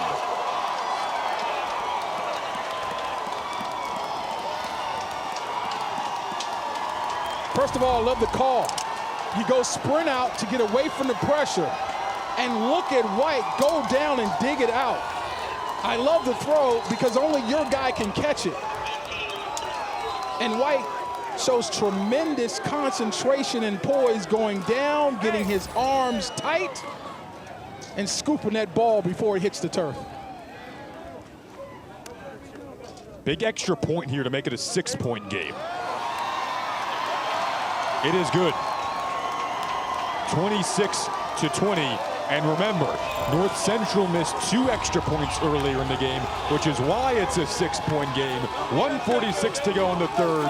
We got a fun semifinal on our hands.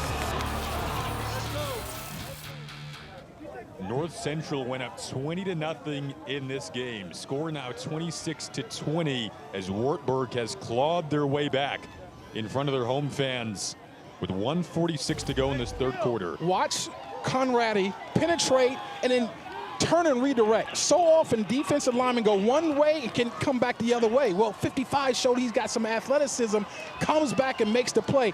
That's the 4th down stop that was able to set this offense up with good field position, and they paid it off with a touchdown. It was a 4th and 1 stop. Now, you mentioned you can't kick to that guy on your screen. Joey Lombardi. Yeah, why would you? Be smart. I wouldn't do it. Now, as a fan, I want to see him return another kick for a touchdown. When North Central gets up really to their own 40, you know they're going for it on 4th down. You don't want to put them automatically in that territory with how successfully they run the football. North Central hasn't been in this territory a lot. They have simply dominated opponents this year. Margin of victory is by an average of 40 points. They're only up 6 now with 1:46 to go in this thrilling semifinal. A big hit on the return that gets out to about the 31-yard line. So what we saw there, Jason, a couple adjustments. One, Wartberg kicked it away from Lombardi. Smart. 2, we saw the Cardinals take out their freshman return man who fumbled the football. If you remember, they were able to get it back and put in Scockman, right? Thomas Scockman. Yep. He comes in and fields the ball cleanly. Nice job. So a couple adjustments from both teams. So today, North Central, about half of what they produced a week ago in their 55-42 quarterfinal win. Their offense retakes the field. Luke Lanen's had a special day. Most of his work has come out of the pocket, has to scoot out of bounds. North Central has been stopped twice on 4th down. The last 2 offensive possessions resulted in an interception in Wartberg's end zone. The last one then resulted in being stopped on 4th and 1, which set up the Wartberg touchdown to make it a 6-point game. And that 4th and 1, that is just basically a turnover and downs. That's like a turnover, right? So it's basically 2 turnovers that set it up. And if I'm the Cardinals offense, I am not in panic mode. Everything you've been doing offensively has worked. The only time it hasn't is when you beat yourself. Lanen, quick dart, incomplete. Intentions for Joey Lombardi. 3rd and 8 on the horizon. I'm just telling you, he's a very good quarterback. Don't get me wrong. But he's better on the move when things break down. That's when he becomes all world. If he is in the pocket and you leave him in the pocket, you've got a better chance. I'm not saying he can't get it done, but you got a better chance of getting it done against Lanen.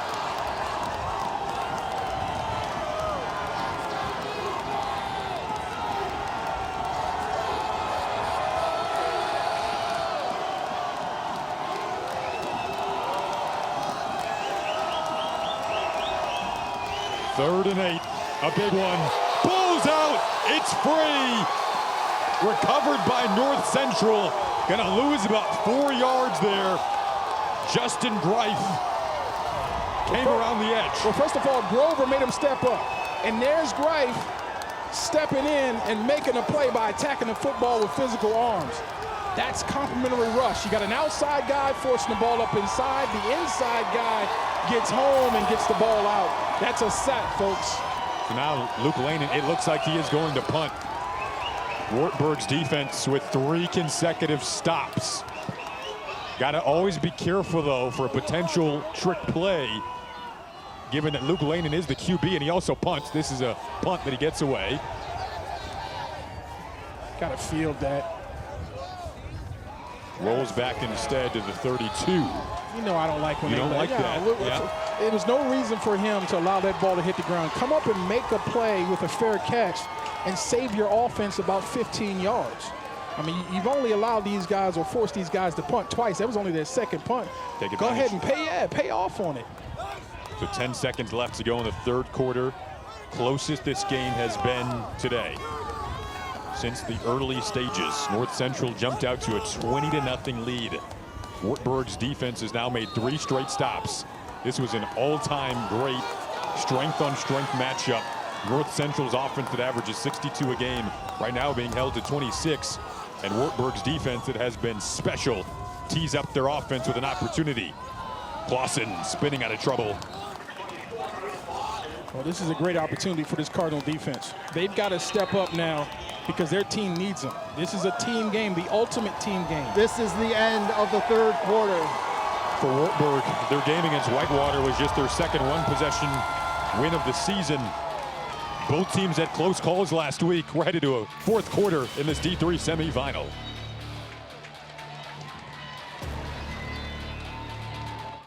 The goose egg in the third quarter for North Central is extremely rare for this group that averages 62 points per game.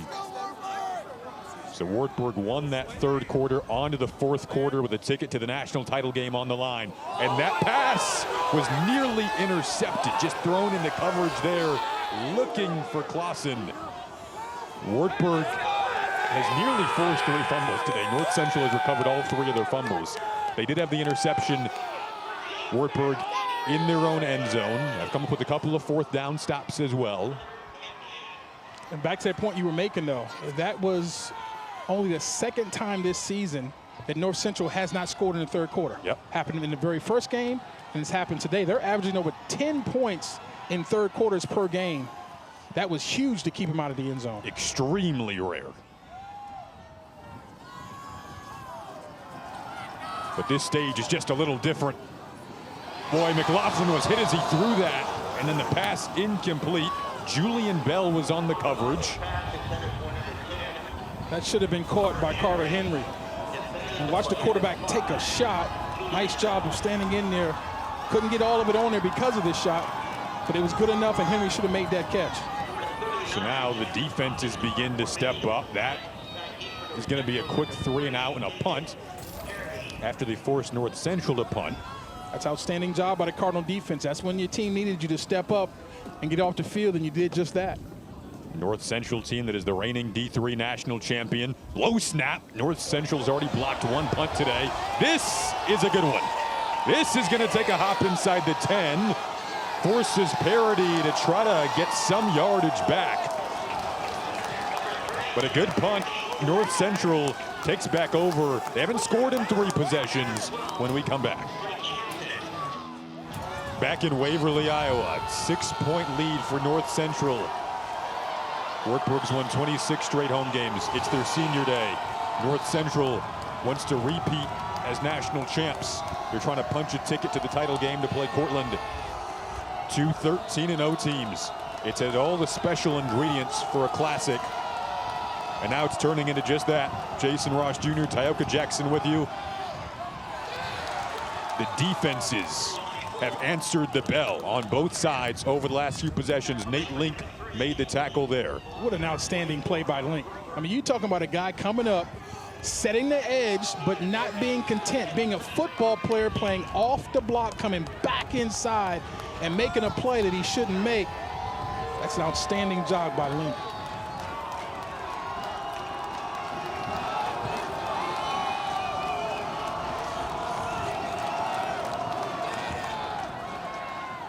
Lanin's pass into a tight window and broken up.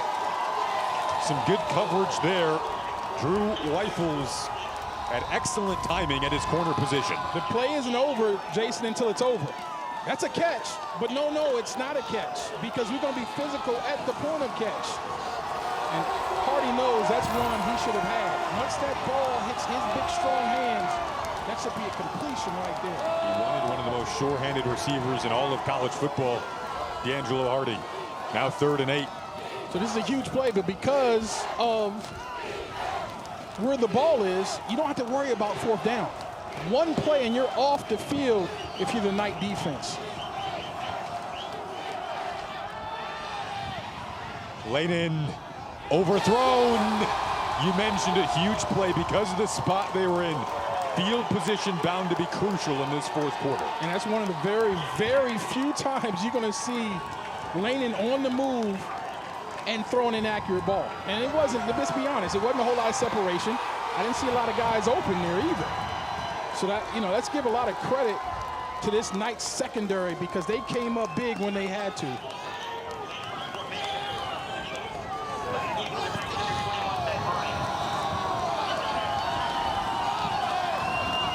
So now here's that punt. 4 straight stops from the Wartberg defense. You want them to field these. Ben Bryant has it, but then gets pushed back. So now Wartberg's offense will have their 2nd crack at trying to tie or take the lead when we come back to this D3 semifinal matchup in Waverly.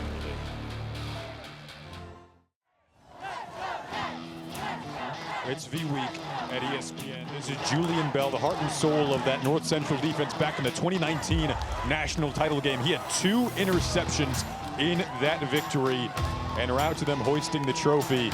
Again, they would go on to repeat in 2022. About a month later, he was diagnosed with bladder cancer, told the coaching staff, and their reaction was, you just don't expect for a 20-year-old to tell you that they have cancer. He fought his way back. This is him undergoing treatment during the course of that time period, took some time off, continued his studies, would ultimately return to North Central in 2022 after completing his treatment. Has been a starter the last 2 seasons. He was a first-team all-conference selection this year. And now back on the field after such a courageous battle to return to this position. Just such a courageous young man and leads this defense to trying to come up with a big stop right now. I mentioned it's V Week at ESPN when we partner with the V Foundation to highlight the urgent need for cancer research, game-changing research that helps save lives. You can join the fight against cancer by visiting v.org/donate. Remember, 100% of your donation goes directly to cancer research. If you can help out, 100% of your donation. Wartberg's offense looking for holes, breaching inside of North Central territory, and they want the 1st down too. They're gonna get it and move the chains. Well, we just talked about Julian Bell and his resiliency, which I tip my cap to. What a tough young man, never feeling sorry for himself. But you can say that also for this Knight football team. They were down early. They're showing resiliency. They continue to play hard. Gotta love it.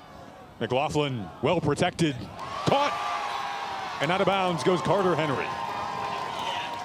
A lot of these plays in the first half, Jason, weren't there. The coverage was tighter. The throws were a little more errant. But you're seeing momentum flow to the guys in the black jersey. But momentum is fleeting. It's about execution. You can grab the momentum and keep it if you're executing at a high rate. Another completion here for a 1st down. Look who it is again, Carter Henry, and Wartberg's knocking on the door of the red zone with an opportunity to tie or take the lead. Well, they're taking advantage of the cushion that these Cardinal DBs are giving to these receivers. And so you're seeing a lot of underneath throws, a lot of comeback routes, lower and outside. McLaughlin wants the end zone, looking for Drake George. Flag goes flying. Julian Bell was back on the coverage.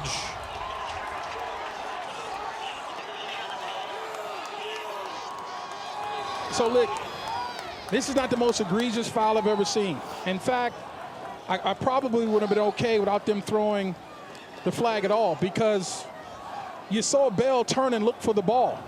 And he has a right to continue to run, looking back to make a play as well. Pass interference, defense number 5, 15-yard penalty, automatic 1st down. But so often in football, especially in today's game, when the receiver goes down on an underthrown ball, they're going to call it on the defense. And yes, I saw a little bit of hands from Bell, but I really think their feet got tangled up more so than the push.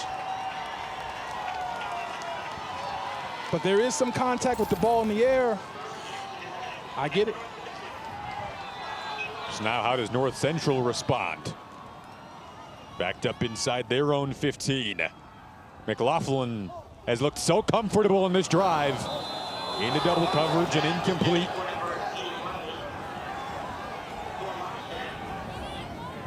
This Wartberg team trailed 21-3 last week against Wisconsin Whitewater.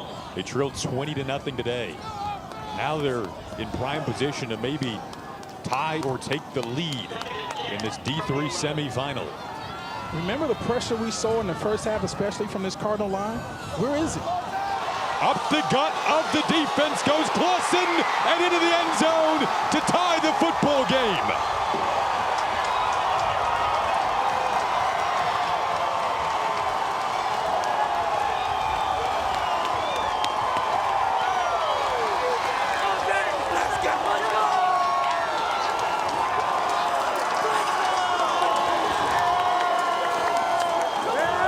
Remember we talked about to the left.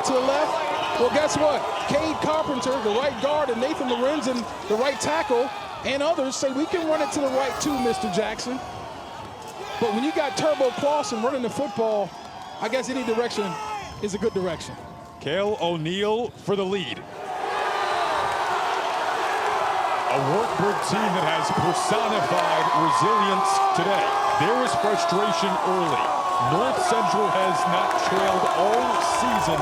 A ridiculous step through 13 games that has a streak that is snapped thanks to this touchdown run here. Wartberg up 1-point game. A classic semifinal on hand. But North Central is trailing for the first time since last year in a football game. The reigning Division III national champions that have won 28 straight games overall. Coming into Waverly, Iowa today, where Wartberg has won 26 straight home games on their senior day. A Wartberg team that lost on this stage a season ago with an identical 13-0 record to Mount Union. They've come back from down 20-0 in this game. On the left side of your screen there, the North Central head coach Brad Spencer. On the right side, you got Chris Winter, the head coach for Wartberg, both alums of their respective schools, trying to give their team and their fan base a chance to go to a national title game. And what a game this has been in this D3 semifinal. Winner will play Cortland. So look, good news, bad news. The bad news is you let the team come back and take the lead. The good news is you still got Joe Sacco and Luke Lanin.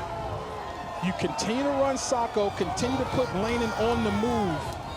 They can bring you right back and retake the lead if you're the Cardinals. That's what you're thinking. Lombardi's been a dangerous returner. They kick it away from him and into the end zone. 1-point game, first time all season, and since last year that North Central has trailed in a football game. That was a big kick. I'm just going to be honest with you. It was. Because you kicked it in his direction, but you kicked it so far away from him, as you said, but did not go out of bounds. Don't show kickers love very often, but, you know, when it's due, we got to give it up. What is Brad Spencer saying in this huddle right now? This is uncharted territory for your team this season. I think what you're saying is there's no panic.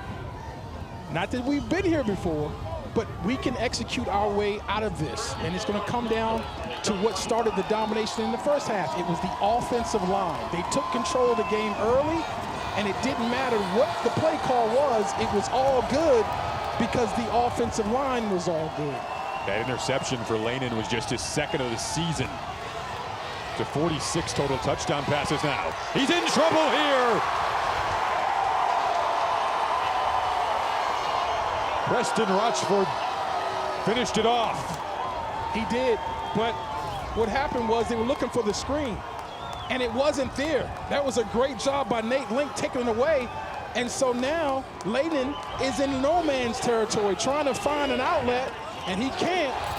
Great job by Preston Rochford getting him down because he's a dangerous player with the ball in his hands.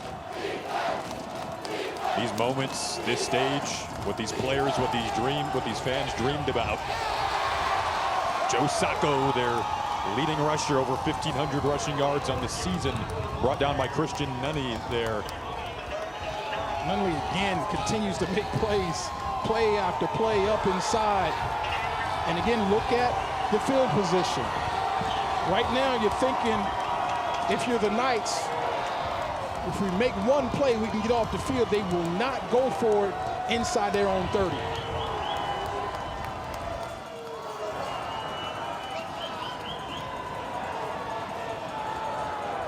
Third down's been big.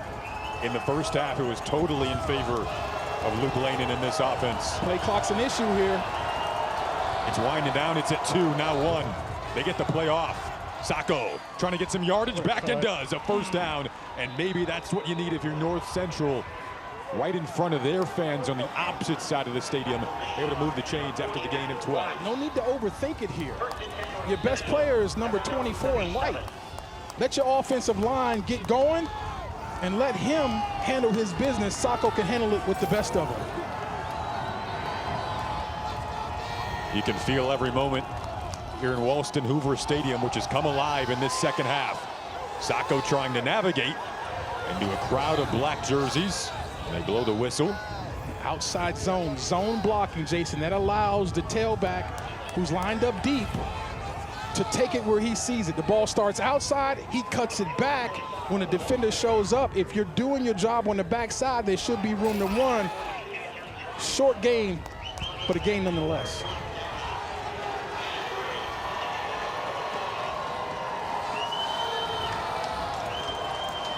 I continue to run it, Jason. There's no need to try to throw the football when this offensive line is getting humming. They are going to throw it. Lanin uncorks it. Downfield. Incomplete. Hardy wanted pass interference. He won't get the call. And now 3rd and 7. This is a David and Goliath matchup. Look at the size of Hardy compared to number 19, Drew Rifles. But it's all about position. And sure, there was contact, but there was contact by both guys. That's 6'2" versus 5'9". You can still win that battle if you're David, if your position is good and you don't panic with the ball in the air, and that's exactly what Rifles did. Mindset for both teams is competing to get one more week together. 3rd and 7. This third down call will tell us the mindset. Did you see the timeout getting called? Timeout. North Central. They're first.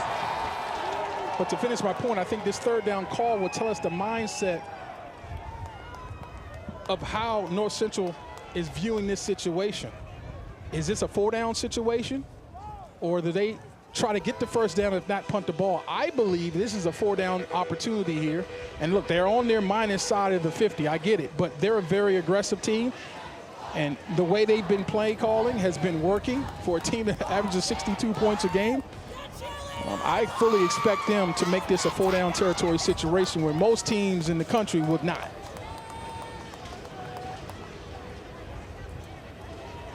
Our Cardinals fans that have traveled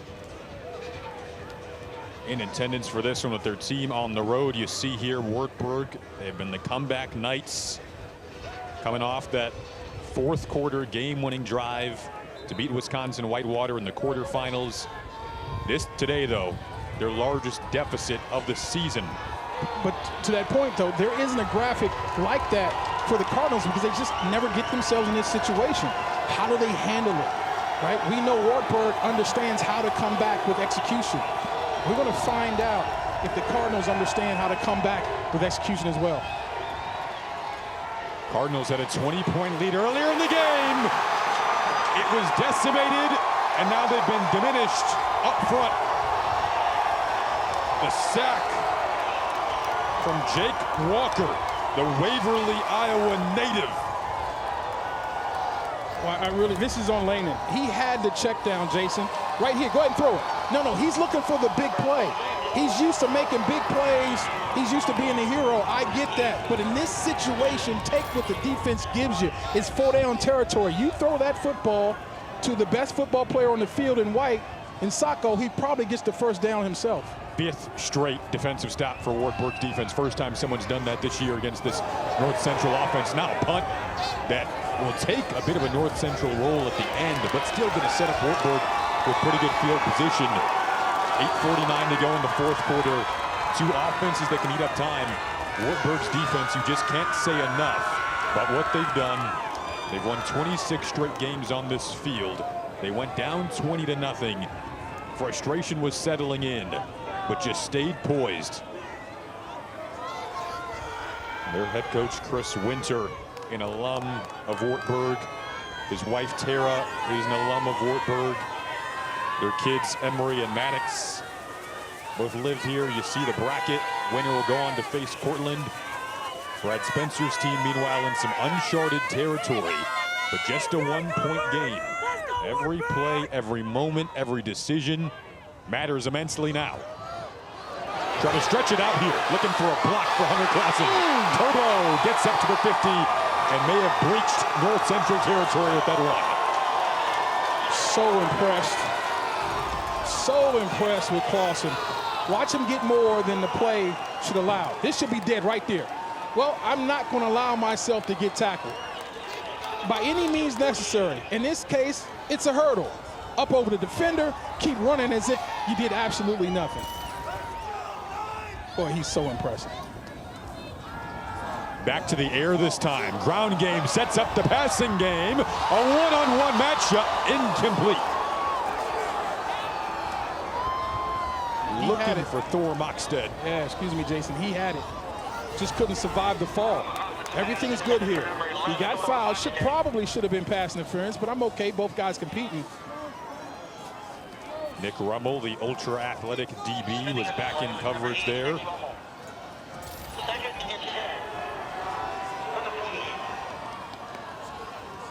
I think I'm running this football. They do just that. Should set up potentially 3rd and 6 here. And now McLaughlin has to be if they decide to throw this football, he has to be very smart.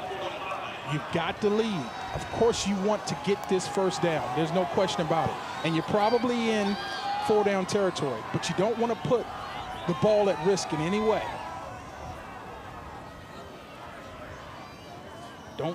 Don't forget about the scramble for the first down as well. McLaughlin, throw over the middle, picked off, intercepted. Able to make the play was Zach Orr. So now North Central makes their claim in the turnover battle on 3rd and 7. Down 1, what a play from Orr. And this is what I'm talking about. There's no need to make that throw. That's an ill-advised decision. Why try to thread that needle? For who? For what? You're up 1. Throw the football away and punt it because your defense has been lights out. That field position that played a key role in the 5 straight defensive stops for Wartberg potentially now teeters its way back to North Central a bit here. Give credit to Zach Orr. He showed his defensive background by stepping in there, getting into the throwing zone, throwing lane, and making the catch. If it comes down to it, North Central simply does not feel comfortable kicking field goals. They've only done that twice this year. And now a throw down the sideline is hauled in and caught. Still maneuvering his way inside of the 10-yard line goes Joey Lombardi, who has had a day for the ages in this classic. The Illinois State transfer, I have no idea how he came up with that football. I just watched the replay and have no idea. I mean, the coverage was, again, outstanding by Rifles. He's been there all day. And somehow, some way, Lombardi continues to see the football and catch the football under duress. A play after the interception, 54-yard connection. North Central's back in business. Haven't scored in 5 straight possessions. Joe Sacco trying to change that. So now a bit of a silencer here to Alston Hoover. Understanding the moment. If you're Wartberg defensively, you know this is 4-down territory. You know you have to defend for 3 more downs in order to keep this ball out of the end zone. The defending national champs have won 28 straight games, 28-0. Under their head coach, Brad Spencer, they haven't trailed this season. They haven't trailed since last year up until now. After letting go of the 20-point lead, they're trying to get it back. Layden inside of the 5. Can never underestimate the heart of a champion. They're not used to losing. That's a design naked, really. That was just a misdirection, sort of fake handoff to try to test the eye discipline of the defense, and you want to see if you can get your quarterback in a one-on-one situation, which he was in. He just couldn't win it in the open field. North Central is 55-2 over the last 4 seasons. One of those losses coming in a national title game. Been so successful, a powerhouse on the D3 level. 3rd and goal, trying to get in, and they retake the lead. Joe Sacco.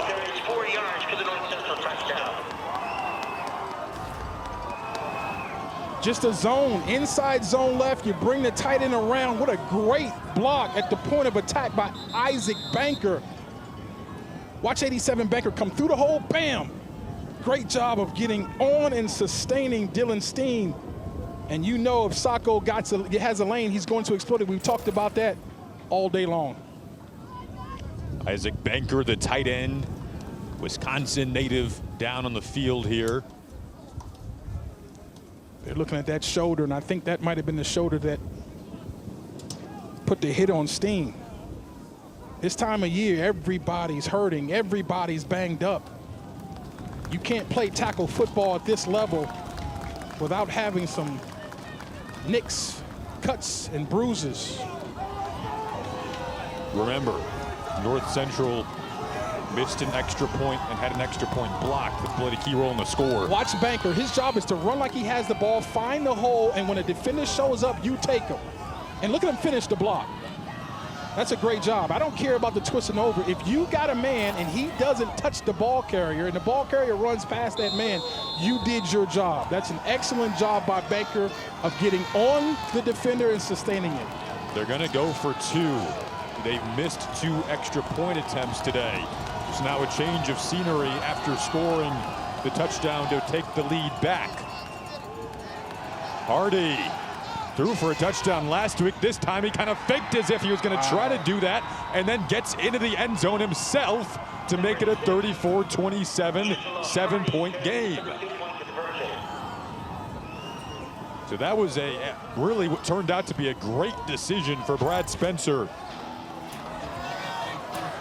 This was the touchdown from Sacco to retake the lead, and then the 2-point conversion thanks to the ultra-athletic D'Angelo Hardy, 34-27.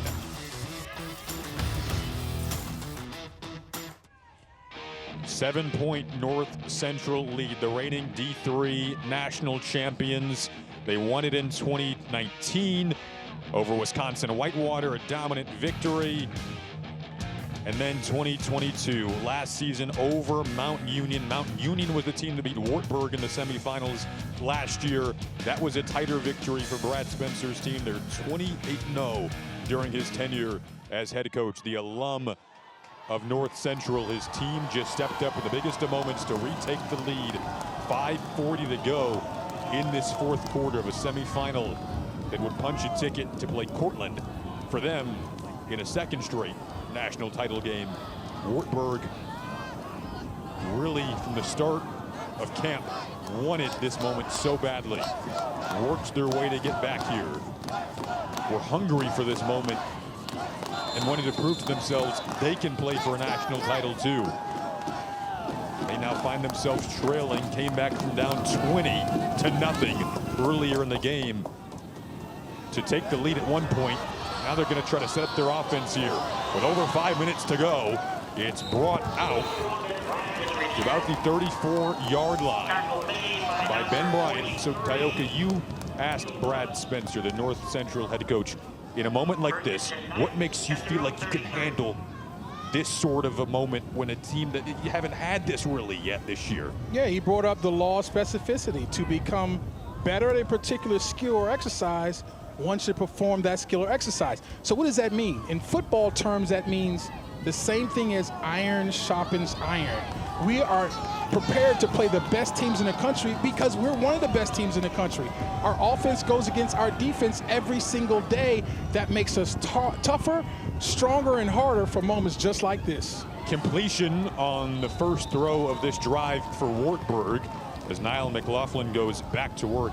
You mentioned Brad Spencer and the law of specificity. Said he learned that in a class he took as a student at North Central about 24 years ago when he was a freshman.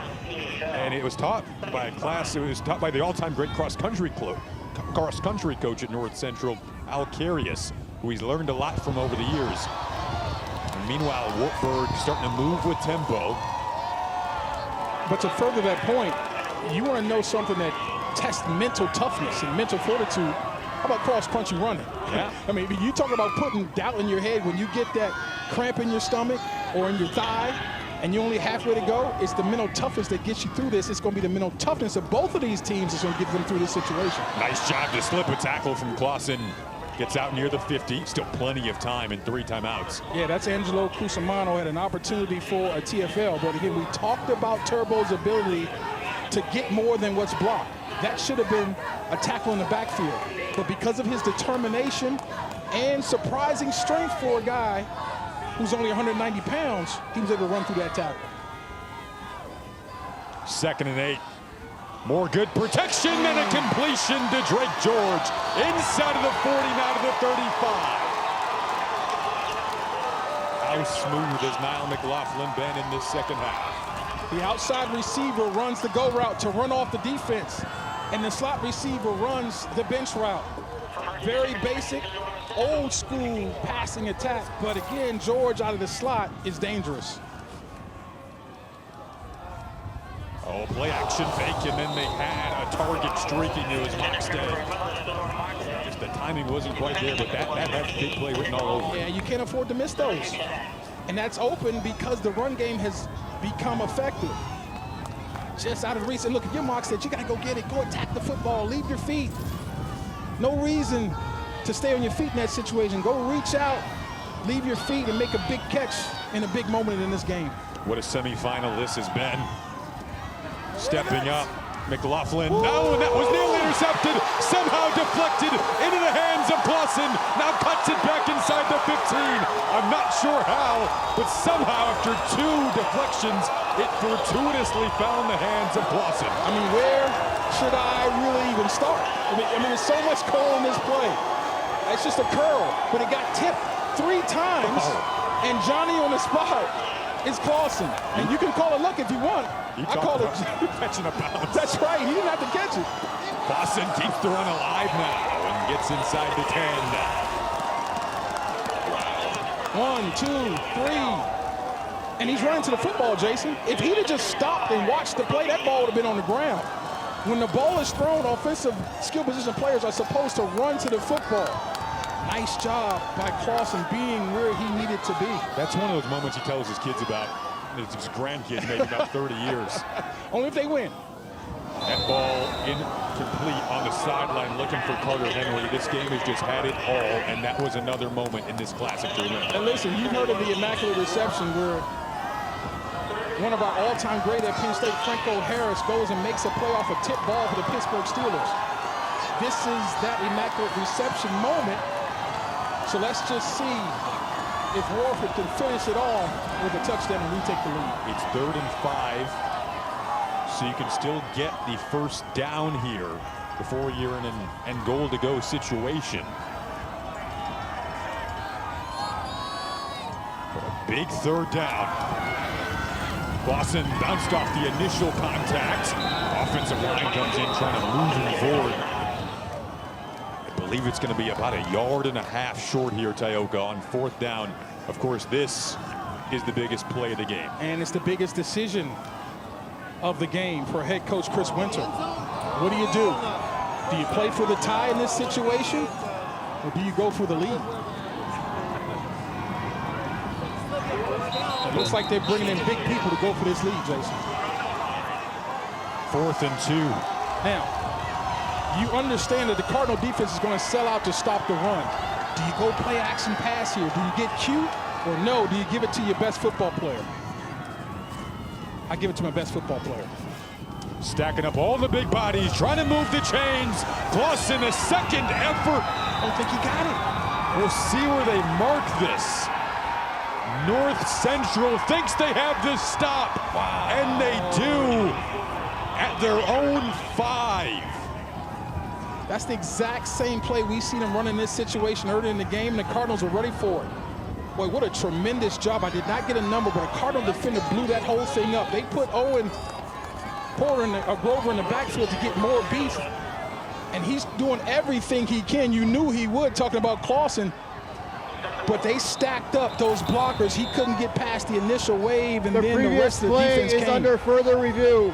They're going to review the spot here, Tayoko, on a night in which the Wartberg defense being able to stop the run was kind of the theme defensively for this game. It's the North Central defensive line that comes up with the biggest run stop of them all. Yeah, that was a great job by Angelo Cusimano. He's the guy that gets the initial penetration, takes on 2 blockers, and stuffs them.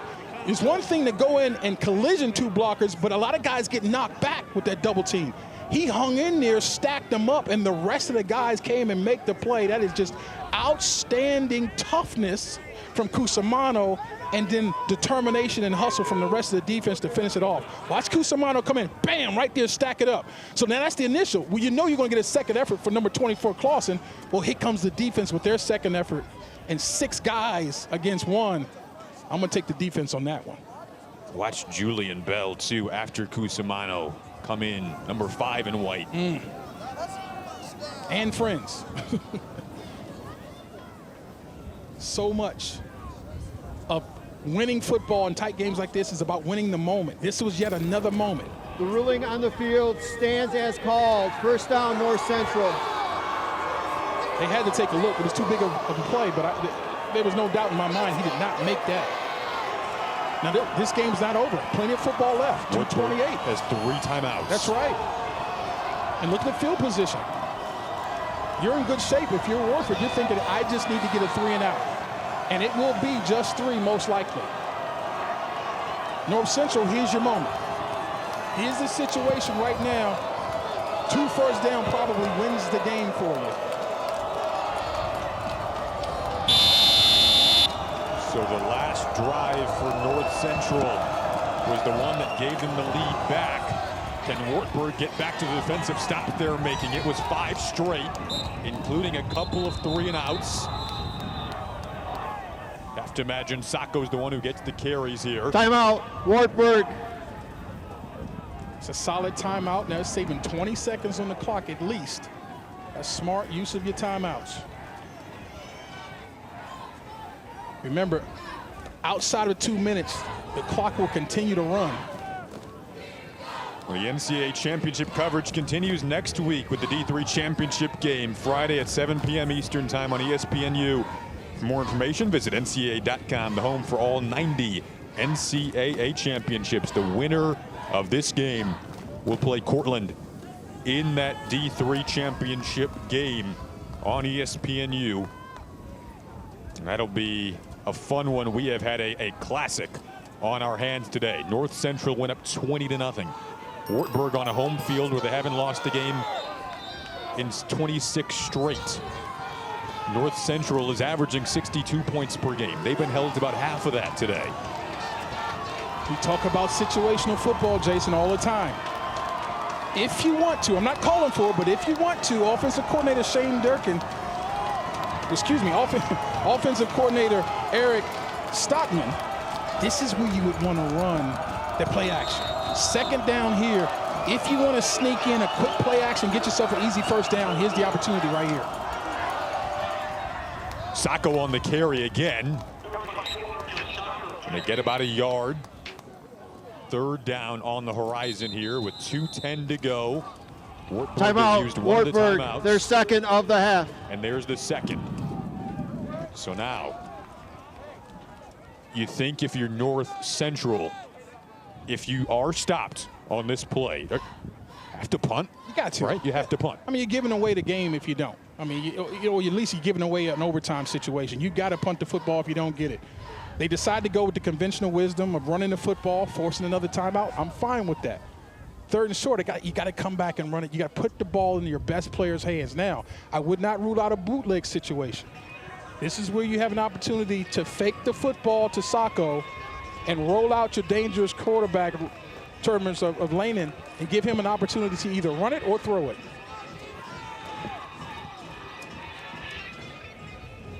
The 3rd and 2 coming up, 2:10 to go in this 4th quarter. 7-point North Central lead. I'm keeping the ball in 2 players' hands and 2 players' hands only if I'm the Cardinals offense.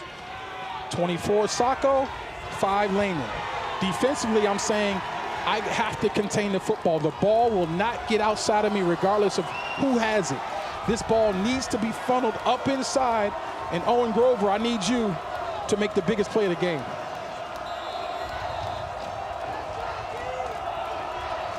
Third and 2, biggest 3rd down of the night. They go to Sacco, and he did not get the 1st down.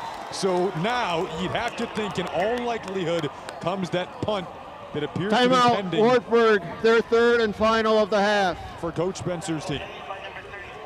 They used all the timeouts. Wartberg, again, lost in the semifinal a season ago on this stage. Had an identical 13-0 record before losing to Mount Union. It was a late loss in that one. They find themselves in a late game situation a year later, different stage on their home field, trying to punch a ticket to a national title game against Cortland. A bit of deja vu for Wartburg fans. A classic 2-minute drill on the horizon. And Tayoka, like you said, the field position favors him after that stop. There's no question about it. And if you're the night defense, you did your job. You put yourselves in position to capture this game. Now the offense has to pay it off. First things first, though, special teams wise, you have to do your job special teams wise. In terms of the return man, if at all costs, you got to field this ball. Do not allow it to hit the ground and take away another 15 to 17 yards from your offense. Now, if it's a bad punt like we saw in the last possession, go ahead and get away from it. But if you can, you need to field this football. If they decide to punt it, and I'm looking at what's on this field here, and I see the offense of the Cardinals. Will he back up? That's the question mark. Lanin is also their punter, and they do this where they'll set up as if it looks like they're going to run an offensive play. They've got a long yard to go. Can't jump off sides, Jason. Here's the punt. There it is. Wartberg with no one back to return it. It's a punt that's going to settle down at about the 45 of North Central. So a short field, 2:02 to go, no timeouts. Chance to go to the national championship game on the line. Here's the punt. I love the decision by Spencer because when you do this, you eliminate the ability for a punt return. And you're asking your quarterback to give me a nice punt and hope for a great bounce. He didn't get the bounce he was hoping for. That was the only issue with that, but I love the decision. Just couldn't execute it to the highest level. North Central's 28-0 under their head coach, Brad Spencer. Niall McLaughlin and Wartburg were on this stage a season ago. 13-0, went to a semifinal game, lost it. They wanted to get back here for the people who were on that team that weren't on the team this year. And he will be wrapped up on the first play with under 2 minutes to go. The sack made there, and it'll push back Wartburg. What a play. My goodness. Sacks in this situation are killers for the offense. A completion on the ensuing play. An excellent job to find Carter Henry with 1:30 to go. How about the poise? McLaughlin gets up off the turf after being sacked on the first down, comes back, stands in, and throws a great ball over the middle. Gain of 17, makes it 3rd and 1.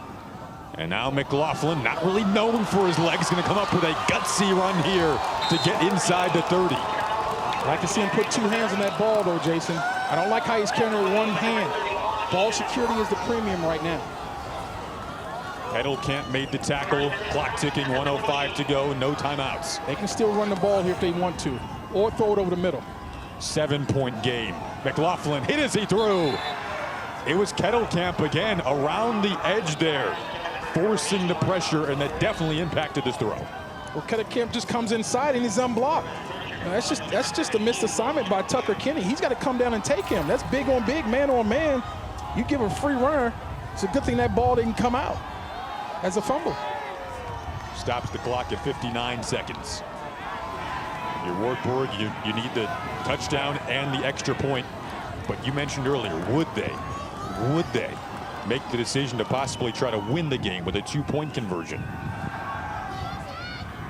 McLaughlin incomplete.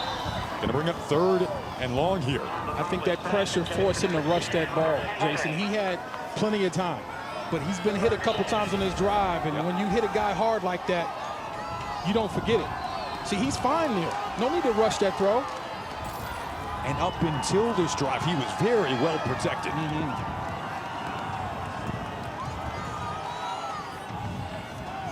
Don't have to get it all here. Inside of the final minute, a completion, like you said, didn't need it all.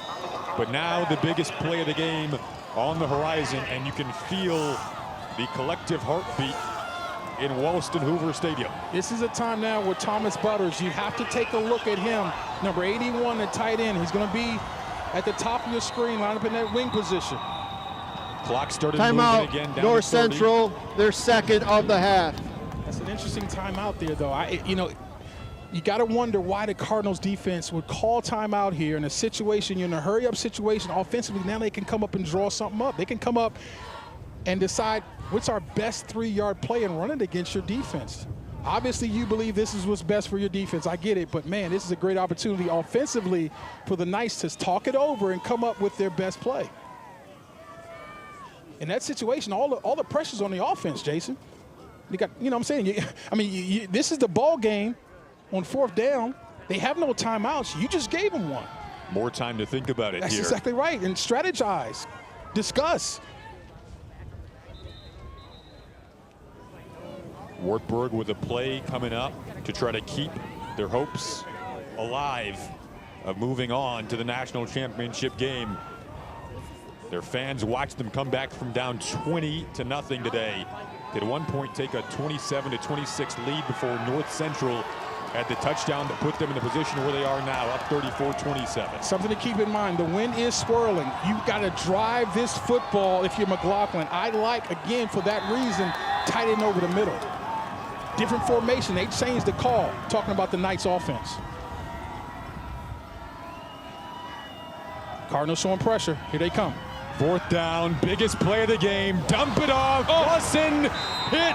Where was he hit? Will be the mark. It looks short. Zach Orr made the tackle. And it appears as though North Central can celebrate a 2nd straight ticket to a national title game. What an outstanding play by Orr. This is one-on-one. Everybody's manned up. You brought the pressure. There's the pressure.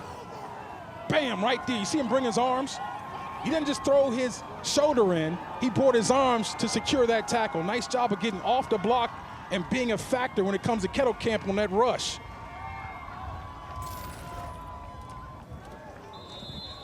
Wow.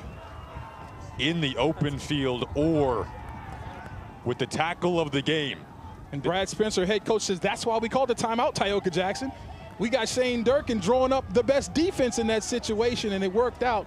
Great execution right there by the Cardinals. The tackle of their season to this point that is going to continue into a 2nd straight D3 national championship game. They'll book the flight. They won it last year. They're trying to go back-to-back, and they're going to move to 29-0 under Brad Spencer after Wartberg's comeback bid falls a hair short, and they'll go down in the semifinal game for the 2nd straight year. What a game. moment after moment. It did not disappoint. And North Central will move on.